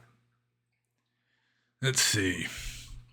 But still, I mean, again, I really do not compare myself to others very much. I'm not a competitive person. If I compete with anybody, I compete with my own personal self. I try to do better than I already am without really giving a shit what other people are doing, so long as it doesn't like interfere with me in any way.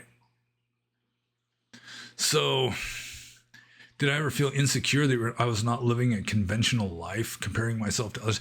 No, I mean, the only thing about feeling insecure that I was not living a conventional life is when you start getting up into your mid 40s, late 40s, 50, you start thinking, well, there's certain things that if I'm ever going to do them again, I'm going to have to do them pretty soon, because before very much longer, I'm going to be too old to do that stuff. So, I mean, there is that kind of feeling, but I never really felt like I was doing the wrong thing by being a monk until the end, when it just became clear that my being a monk had pretty much run its natural course and it was time to move on. But I mean, it wasn't really other people's opinions along those lines or me wanting to be more like other people. It was just, it's just time to do something else.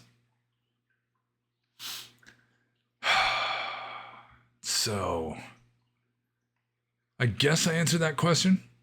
So I'm just going to move on to Jimmy Ladd's third question, which is kind of the converse of the previous one. Now that you have returned to conventional society lay life, do you ever feel the opposite insecurity that you are wasting your life as a normie and feel as if you are now wallowing in samsara again away from the jewel of Dharma? Not really. I mean, sometimes I'll catch myself just kind of wallowing in it and being unmindful, especially when I'm at work. You just kind of get sucked into this do your job kind of stuff. And that becomes like the matrix, that becomes samsara. And then, it's like the red pill kind of wears thin in cases like that. But then you catch yourself. And I mean, I regret always, that's one thing I've taken to heart with regard to Dhamma. Regret is always bad karma. Just what you have is the present situation. You deal with the present situation. You don't think about how it would have been better if I had done something different 2 years ago, anything like that. So no, I don't feel like I'm wasting my life as a normie. I'm wallowing in samsara a little more than I was as a monk. But even monks wallow in samsara. As long as you're not fully enlightened, you're wallowing in samsara. I mean, even fully enlightened beings can have the outward appearance of wallowing in samsara. And the jewel of Dharma, I mean, I'm not that far. I mean, the jewel of Dharma is always here. Ultimate reality is always here. So, I mean, the main danger for anybody, a monk or a layperson, is just getting sucked into samsara and just totally wallowing in it, just totally forgetting that this is just the matrix. This is a dream. This is not ultimate reality. So long as you kind of keep that in mind, you're doing pretty good. You're doing a lot better than even a lot of monks and nuns. So long as the monks and nuns really think that they are in reality. They might have like this philosophical idea that they're thinking about only when they're being philosophical. And then the rest of the time they're just lost in samsara. Then, yeah, I think I've kind of outgrown that, even though I'm not a monk anymore. So, yeah, I don't have any regrets. I don't regret that I was a monk, and I don't regret that I'm not a monk now. And I'm just going to move on to the next question. This is from RFS. And RFS says, listening to past Q&A episodes, it seems that you have inspired at least 3 people on the path of ordination. Do you feel that this is something you have explicitly tried to do, or rather that this is a natural reaction to encountering the Dhamma? And explicitly is spelled wrong here. I got to fix this. Okay. Yeah, the little red line underneath bugs me sometimes. Okay. So it seems that I've inspired at least 3 people on the path of ordination, or at least kind of reinforced that. Do I feel that this is something that I have explicitly tried to do, or rather that it is a natural reaction to encountering the Dhamma? I haven't really explicitly tried to persuade anybody to become a monk. That's a decision that each person has to make for themselves. Although it is true, I mean, from the early Buddhist point of view, if you really want to practice Dhamma correctly, if you really want to wake up, best thing you can do is renounce the world. So, I mean, I have gotten that point across. And everyone has to decide for themselves where they're at, what they're ready for. Most people just aren't ready. They're not ripe for renouncing the world. Like a lot of people, like solitary confinement thing that I was mentioning before. You live alone in a cave. A lot of people just go nuts. Like people, even like some famous meditation instructors, if they had to sit and sleep under a tree in a forest with no mosquito net, not swatting the mosquitoes the way monks did in the Buddhist time, I mean, how many minutes would they survive that way? They'd be, I mean, a lot of them, not all of them. Some of them are very wise, accomplished meditation masters with real wisdom. But some of these people, they're just kind of like teaching meditation from a book, from what their teacher told them. And just sitting there being bitten by mosquitoes alone in a forest It maybe has like leopards and so forth prowling around it, wild boars, bears, that kind of thing. I mean, they just couldn't do it.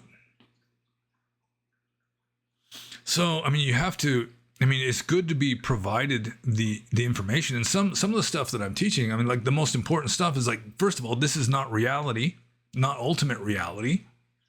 That whenever you're unhappy, it's because you desire something, that sort of thing. I mean, that's good for anybody to know, or almost anybody, I suppose. But I'm just like sharing Dhamma, and then people can use that information if they choose as they please. But I do think that it's important at least to get the ideas out there. And really, I've never had much inclination to just teach the same stuff everybody else teaches, just dogmatize just stuff out of a book. Even if you don't really believe it, then, like Abhidhamma or that kind of thing, it's like a lot of monks, but not me when I was a monk, but it's just kind of taboo to bring up anything that you personally have doubts about with regard to established tradition. And I mean, you might as well call it out. I mean, it's just like being honest, really. So I probably wouldn't make a very good politician. But have I answered the question? That is the question. Now, I really have not explicitly tried to persuade anybody to renounce the world, to go forth into homelessness, because it's just not for everybody. Everyone should decide for themselves, definitely. I'm just providing information that can be of use to just about anybody. And so if I do inspire people to want to renounce the world, in a way, I mean, there is a certain, I feel good about that, but at the same time, I mean, I don't have the same enthusiasm for being a monk as I did when I was a monk, especially like earlier on. So, it's sort of like this, almost like a bittersweet kind of a feeling. It's sort of like when I first told this Zen Roshi that I was intending to become a Buddhist monk, he had the Zen-like answer is, I'm happy for you and I'm also sorry for you. Because, I mean, it's all dukkha. Everything in samsara is dukkha, even being a monk. So, I mean, it's not just like you're just entering upon a path of bliss and like giddy giggling and hugging yourself, that kind of stuff. That you can be damn right miserable. You can be miserable as a monk. I was miserable as a monk on many occasions, but of course, lay people are miserable on many occasions too. So, yeah, I'm just being philosophical, and some people think, or, they might have the realization that if they really want to follow this philosophy to the fullest of their potential, they've got to get out of town, go out into a forest and meditate, which is fine. That's fine with me. That's great. Okay, so I'm just going to move on to the next question. And we've been going at it for more than 2 hours. Okay, this is from, I really don't know how to pronounce this. Capital O hyphen small m, capital M, small m hyphen I. Omi, something like that. He says, on the Dhamma path, say verse 19.3 or 19.64, depending on how you count, there are plenty of stumbling stones. It's easy to trip over them or fall right through. Do you know that feeling too? Well, with regard to the verse, it could be he's just picking numbers at random, 19.3 or 19.64. I mean, it sounds like it could be the Samyutta Nikaya. I mean, that's how the Samyutta Nikaya number system works. But he didn't really say what Nikaya or what sutta or anything. So, I mean, it could just be rhetorical.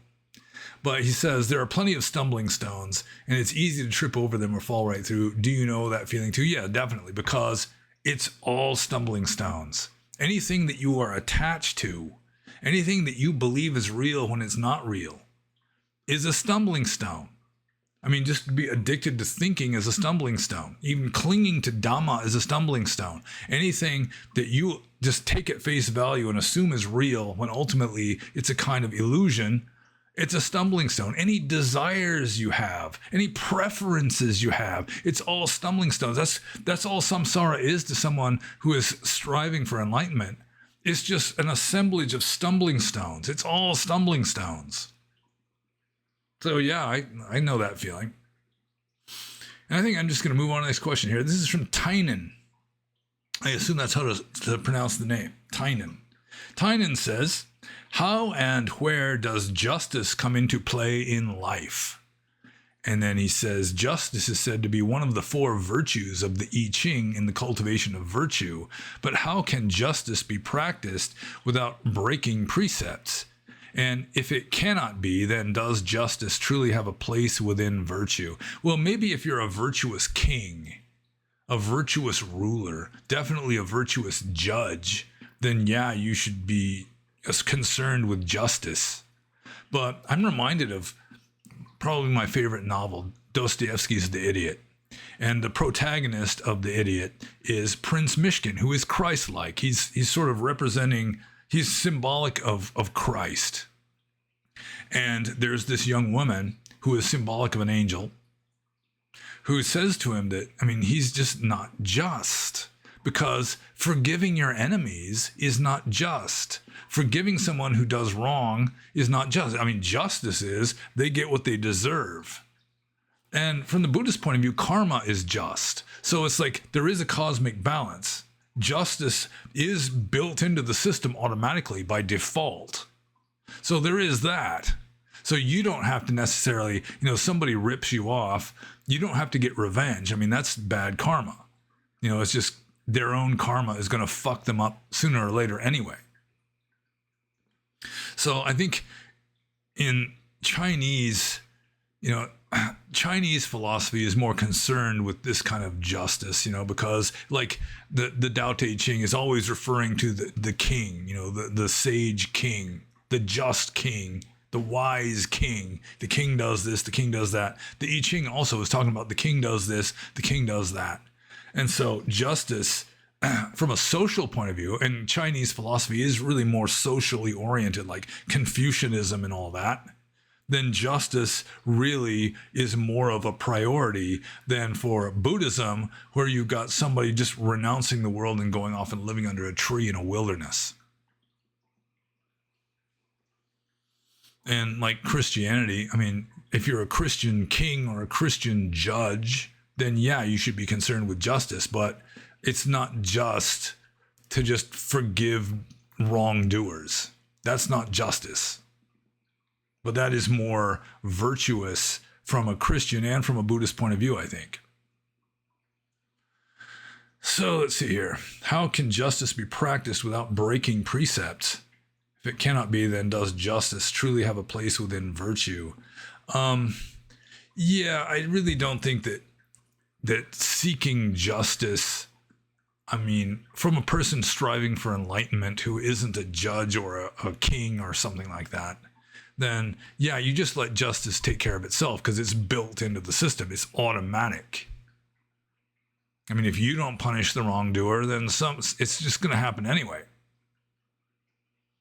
So justice really is not emphasized as a virtue in early Buddhism. Oh, what is that? Oh, I see. Yeah, it looked like the aquarium back there was flickering, but it's not. If you look at it this way, it's not flickering. So that's an optical illusion there. So let's see here. Yeah, I guess I answered that question. So I'm just going to move on to the next question. And this is from Nirmit. And Nirmit says, was Buddha a tough man? And yeah, he was tough. I mean, first of all, he was tough in the sense of being tougher than a dollar steak. Tough as wood, because ancient Indian ascetics had to be tough. And even if he was grossly exaggerating in the largely mythologized Mahasihanada Sutta of the Majjhima Nikaya, but still, I mean, he was doing stuff that the average person just could not do. Like I was just saying, like living alone is something the average person cannot do. Or just sitting under a tree being bitten by mosquitoes and gadflies and not even slapping them is something that most people really couldn't do without just like being at wit's end and cracking up. But in addition to that, he was, according to tradition and possibly according to history, a member of the warrior caste who was probably taught to be a warrior in his youth. So that would probably cultivate some toughness also, in addition to just being able to endure hardship at a virtually superhuman level. But to be a monk like they are described in the suttas, especially the older suttas, I mean, you had to be tough as wood. Not necessarily kicking ass, but I mean, you had to be really an ascetic. And so I'm just going to move on to the next question. This is from Austin. And he says, the difference between vijnana and chitta. And I think I've discussed this before. I mean, in like Abhidhamma philosophy, they are synonyms. That chitta is vijnana. They're just the same thing. Although in other contexts, like more in the suttas, less in Abhidhamma, that chitta can just mean mind. So, it's like nama and rupa, which sometimes is translated as mind and matter. Chitta can also just mean mind. But more technically, chitta means consciousness in the same sense as vijnana in Pali means consciousness. In Mahayana Buddhism, the Sanskrit vijnana or vijnana it has come to mean something more perceptual and isn't just like basic undifferentiated consciousness. But in Pali, for whatever reasons, even though, I mean, just the etymology, vi means kind of separate or apart, and jnana means knowing. So, I mean, really, the Mahayana Buddhists have more of a literal understanding of vijnana, which just means like distinguishing. Whereas in Theravada Buddhism, vijnana, the V might just be like an intensifier, and it's just like true knowing, something like that. And it's just consciousness. And chitta, like I said, sometimes it can mean the same, where it's just consciousness. Whereas like in Abhidhamma, you've got chitta and cetasika. Chitta is consciousness and cetasika is mental states. And the chitta is sort of like the canvas upon which the mental states are painted, so to speak. So, yeah, they can be synonyms, like when you're being technical and abhidhamic, or vijnana still just means consciousness, whereas chitta can just mean mentality in general. It means mind. So I'm just going to move on to Austin's next question. Do you believe in the 31 planes of existence? Well, the 31 planes of existence are taxonomy, where it's largely arbitrary. For example, the heaven realms are all separated out as their own individual planes of existence, whereas the hell realms are just lumped together as hell, as niraya. Whereas they could have been divided out into different hell realms too, in which case humans wouldn't be sixth from the bottom. We'd be kind of in the middle of the planes of existence, which would be way more than 31. But I do think that a lot of the planes of existence are mythology that were just made up. Like the perceptionless Brahmas are just a complete redundancy. I mean, I don't see how it's even possible to have the realm of perceptionless Brahmas, where it's Brahmas that they're mindless. They're just like statues. So, I mean, their karma wouldn't even have an opportunity to exhaust itself. I mean, there'd be nothing going on. So the realm of perceptionless Brahmas, I'm skeptical of. Just a lot of the details of various realms, I think, are just like ancient Indian mythology that were just absorbed into Buddhism just because it was just part of the culture. The higher realms, like higher than the Brahma realm. I mean, to the Hindus, Brahma, I mean, he's the personification of ultimate reality. So I do think that there was a little spiritual political propaganda going on, where the Buddhists just start positing these realm after realm after realm higher than the realm of Mahabrahma. So yeah, I really don't think that the 31 planes of existence are like accurate, empirical, objective truth. Although I do think that there are various realms of existence.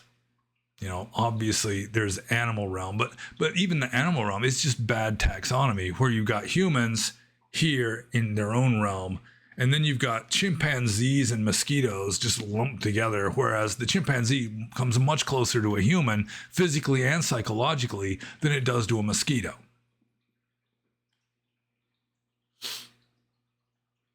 And then like the Asura realm, I mean, that's just like a relic. It's just like this artifact of very ancient Indo-European religious beliefs, because the Greeks had the same idea of gods and titans. It was like two rival pantheons that had a war in ancient times, and then the gods defeated the titans or the Asuras and then chained them up under a mountain. And you know, for the Greeks it was Olympus, I assume, and then for the Indians it was Mount Meru, Sumeru. So I mean, it was this ancient legend, probably based on some social reality of just like two cults competing over who was going to be like the state religion. You know, you can worship the gods or the Asuras, and the Persians apparently went with the Asuras, which is strange. Seems like almost all the other Indo-European peoples went with the gods defeating the Asuras, but you had Ahura Mazda, and Persian like uses H instead of S. So I mean, it's Asura. He was an Asura, apparently, based on my limited knowledge of ancient Persian religion. So yeah, I think it's arbitrary, and there's a lot of mythology thrown in. I mean, there are various planes of existence, I am sure, and it depends how you're going to classify them. What kind of a taxonomist you are. Are you a lumper or a splitter?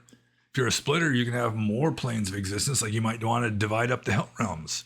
If you're a lumper, you could just take, you know, the Brahma realms and just call them just one realm if you want to. Or if you're more of a Western kind of skeptical type, you might just completely do away with some of these realms that just seem kind of fantastical, made up, like perceptionless Brahmas, or some of the higher realms that arguably could just be a kind of religious propaganda, just to show that, you know, the Vedic Brahmins, you know, they think the highest reality is just this mediocre Brahma realm, when really the Buddhists can get into these higher Brahma realms that are way higher than anything that the Brahmins can get into, supposedly.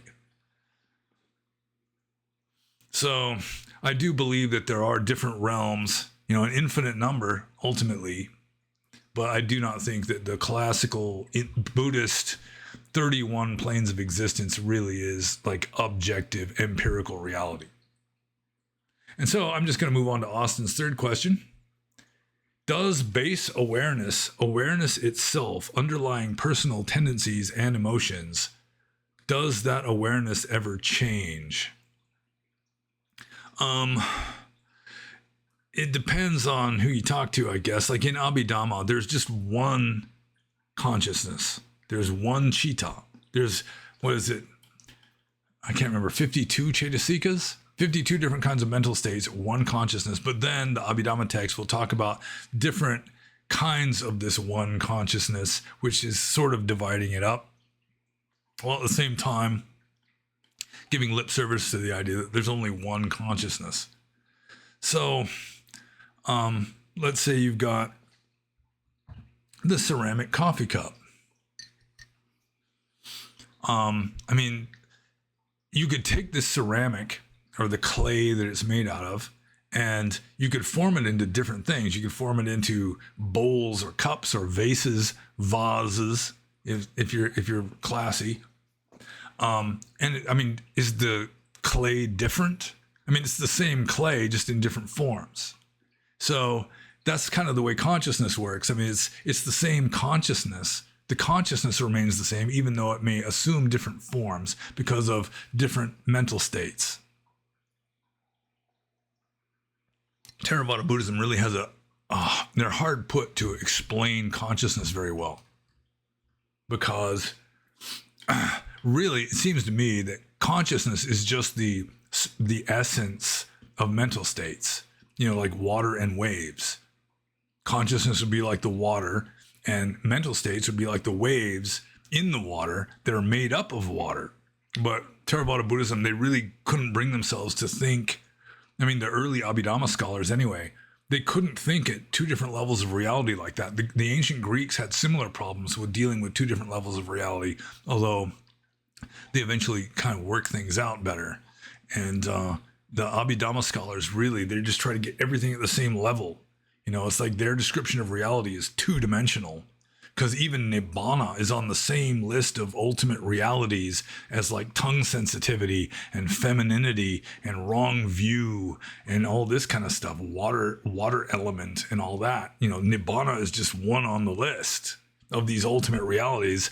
And yeah, that's one thing I've never been able to buy at all. I was never into Abhidhamma philosophy. I could never take it very seriously. Most Western Buddhists really don't, partly because of reasons like this. It was like an ancient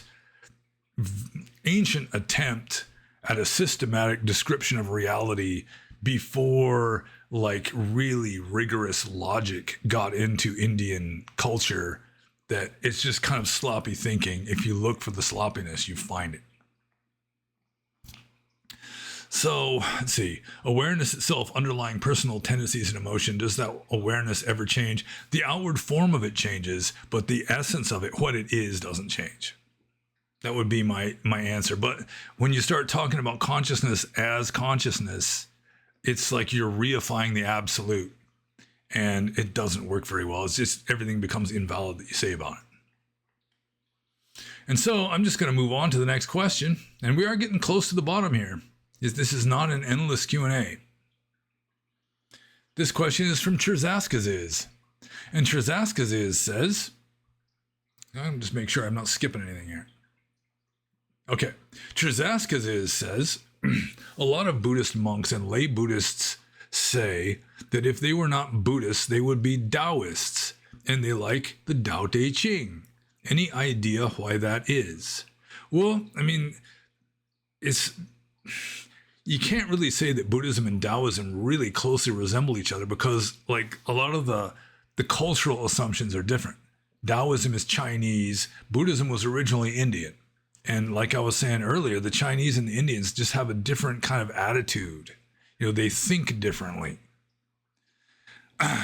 So, I mean, it could be that Taoism started off as a kind of garbled Chinese version of Buddhism. I mean, that's a theory that's out there. I really can't say for sure. But still, there are certain similarities between Buddhism and Taoism, which allowed Chinese Buddhism to just absorb lots of Taoism, like Chinese Zen or Chan Buddhism. Zen Buddhism in general has a lot of Taoism absorbed into it culturally. So, I mean, Taoism and Buddhism both are essentially atheistic. Neither one of them really has a creator God. I mean, the Taoists might come closer because at least they reify the absolute to some degree.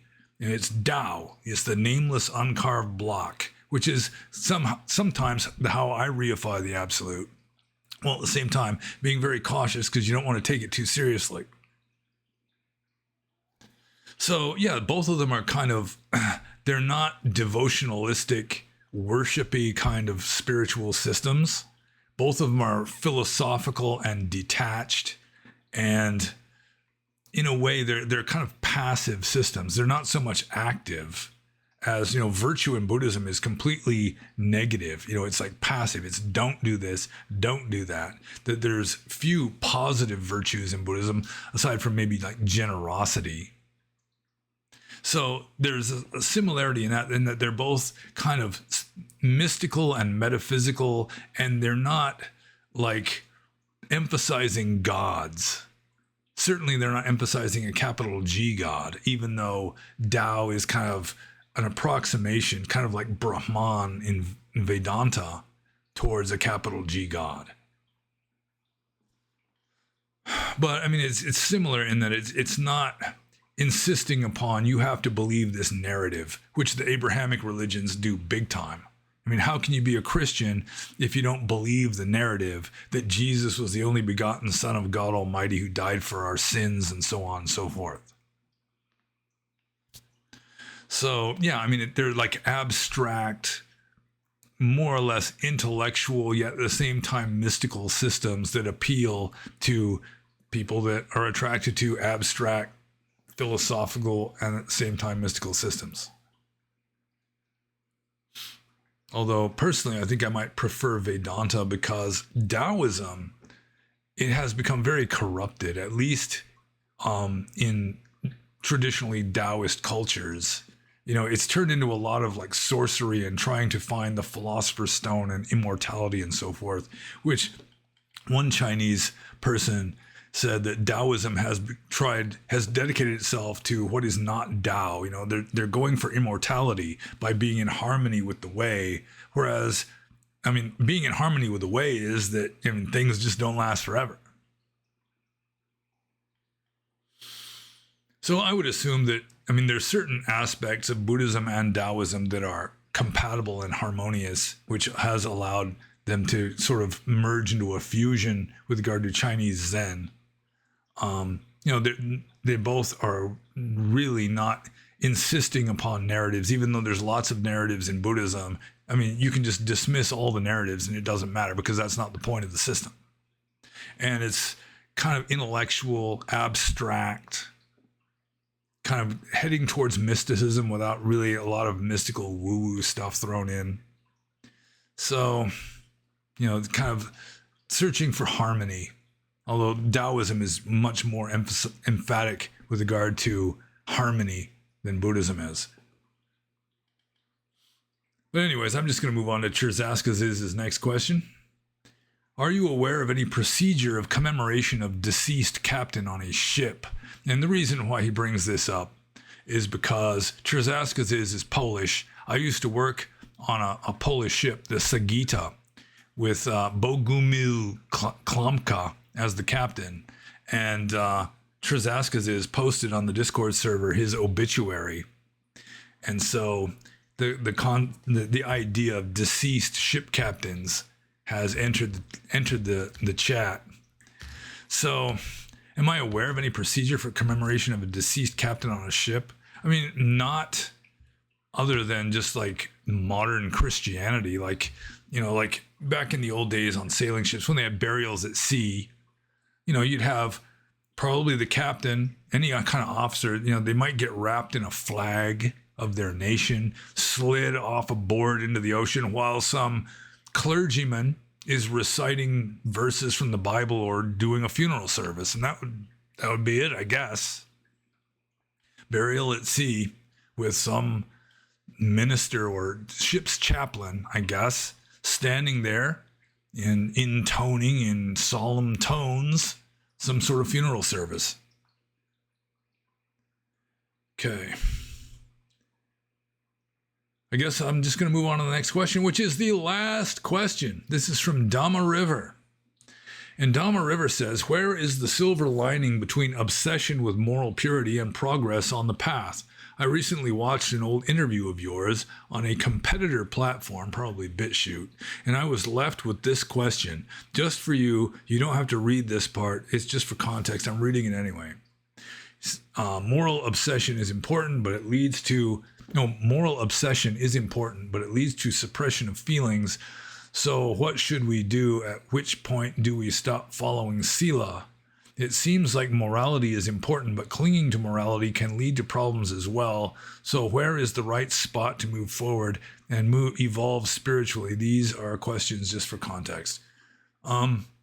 Moral obsession, any kind of obsession is not good. I mean, it could be like skillful means, like when you're like at a beginning stage where you're just like obsessed with practicing correctly, and then it becomes just a matter of habit, and then you don't have to be preoccupied with thinking about it all the time. It just becomes second nature. You know, like following Vinaya rules was like that for me as a young monk, where you're just thinking about Vinaya rules all the time because you don't want to break any. And then gradually, as the years go by, you don't have to think about it much anymore because it's just automatic. It's become habit. So there is that. But let's get up to the actual question here. Where is the silver lining between obsession with moral purity and progress on the path?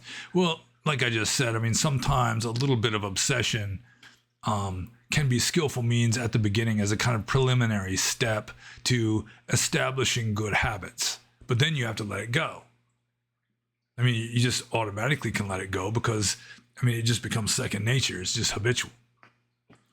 But with regard to being saintly, like I was mentioning earlier, if you're excessively saintly, more so than is natural for you, then you could become a hysterical basket case. And like for medieval Christian monks, Catholic monks, or just saints, medieval Catholic saints, early modern Catholic saints, like St. John of the Cross, they were so repressed.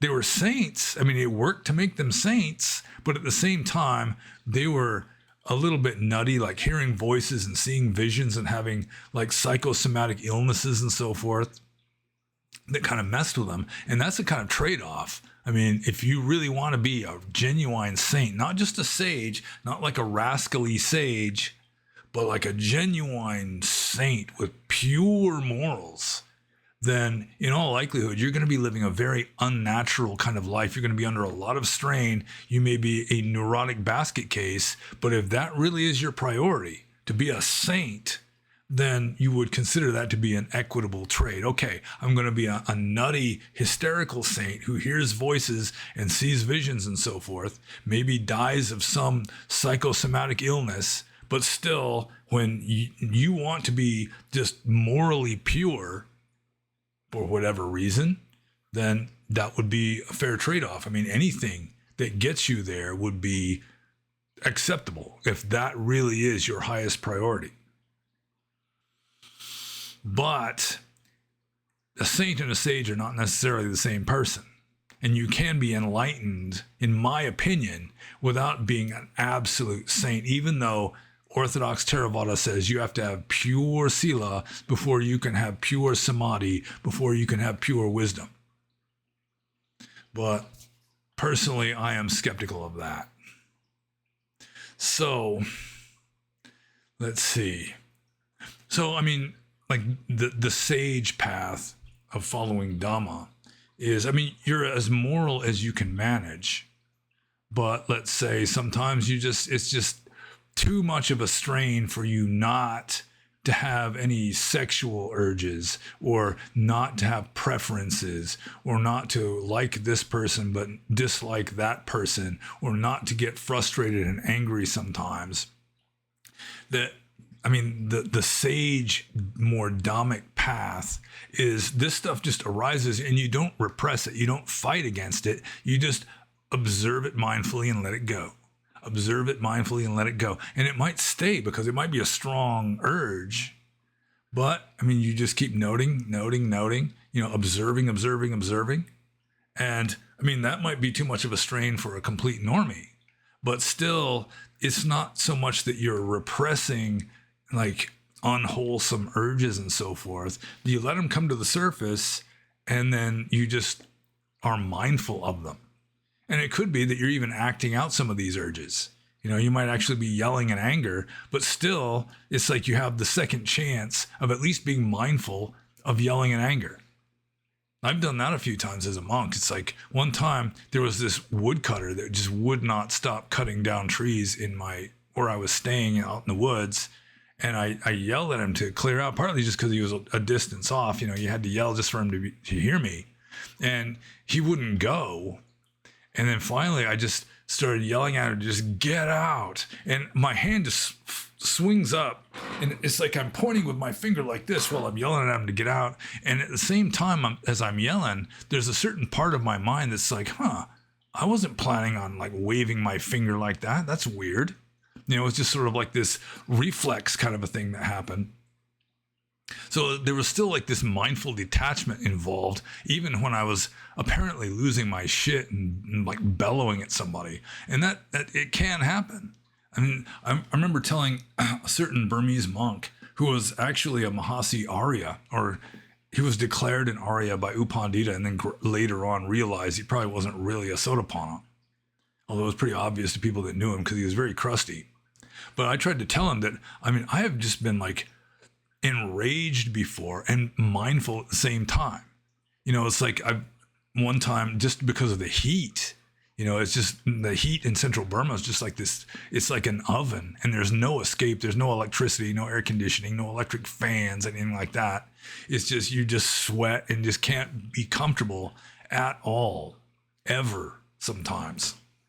Even when you take a bath, the well water is warm. You don't stop sweating even when you're taking a bath. And so I just kind of lost my shit one time, just kind of snapped a little bit and was just yelling and cussing and slamming things. And there was like this detachment that occurred where part of my mind is just observing the other part throwing a conniption. You know, it's like I was an actor playing the role of somebody throwing a conniption. When, I mean, the conniption was just nature taking its course. I mean, it was really happening, I mean, relatively speaking. But there was still this other part of my mind just watching. And I've told the story before of my father when he was going cold turkey on like 40 years of alcoholism. And I mean, he was just this macho guy who, with the bull in a china shop approach to life. So he's sitting there going cold turkey on alcohol and going through the DTs. And he's got like 2 escape routes on the table in front of him. He's alone in the house. He's got a bottle of booze and a loaded pistol just in case it becomes unbearable. You know, either one of those is a way out. And he's just raging. You know, he's hallucinating. He's tearing at his hair. He's pissing his pants, just going through the DTs of like a hardcore alcoholic. And he starts hallucinating this eye on the wall. And I've always imagined it as like the eye on top of the pyramid on the back of a $1 bill. Just this observing, emotionless eye, just observing everything, just observing him freaking out. And he knew that was just like an aspect of his own personality. That was like his higher self or something. And in a way, it was similar to me having a mindful conniption where there's still this one aspect of your mind that's just observing all the time. And everyone has that all the time. That's one of the realizations you have when you have a moment like that. It's always there. It's just that most people, they're so identified with their ego that they're just kind of closed off to other aspects of their consciousness that lie beyond the boundaries of like the conscious ego. So that's kind of a digression, I suppose. But yeah, I mean, obsession with moral purity, at best, it's just like an elementary stage in Dhamma practice. And eventually you just have to make peace with who you are. Like, most of us are just not saints by nature. Changing your personality is a hell of a lot easier to say than to actually do. I mean, reprogramming your own personality is a virtual impossibility. Some people can manage it, and it usually takes some kind of crisis to really accomplish it. Because otherwise you're just set in your ways, you're governed by habit and so forth, so that you can try to change the way you go about things, and it just doesn't work. Or you can make a little bit of headway at first, and then eventually you get to bedrock, and then you just stop making progress. So for most people, like most Westerners, just become like the morally pure saint is not the most realistic option. You know, I mean, it's more realistic to strive for being an occasionally rascally sage than to be the morally pure saint. In which case, you use mindfulness as the panacea. You know, it just denatures your defilements as they arise, at least to some degree. At least you're detaching from them, and you're not like reinforcing them so much. And that's the real progress on the path. It's not so much repressing like unwholesome, unskillful urges. It's allowing them to come to the surface without just getting lost in them. Which for some strange reason reminds me of an old saying of Jordan Peterson, back when he was still popular, which is, you should be able to be a monster and then not be one. So it's like, from the Orthodox Theravada Buddhist point of view, like an arhat can't be a monster. I mean, it's just, he can't. It's just this law of nature that a fully enlightened being just cannot do bad things. But it seems to me that, I mean, the possibility is always there. And in some cases, a fully enlightened being can do things that other people disapprove of, that they might see as immoral or whatever.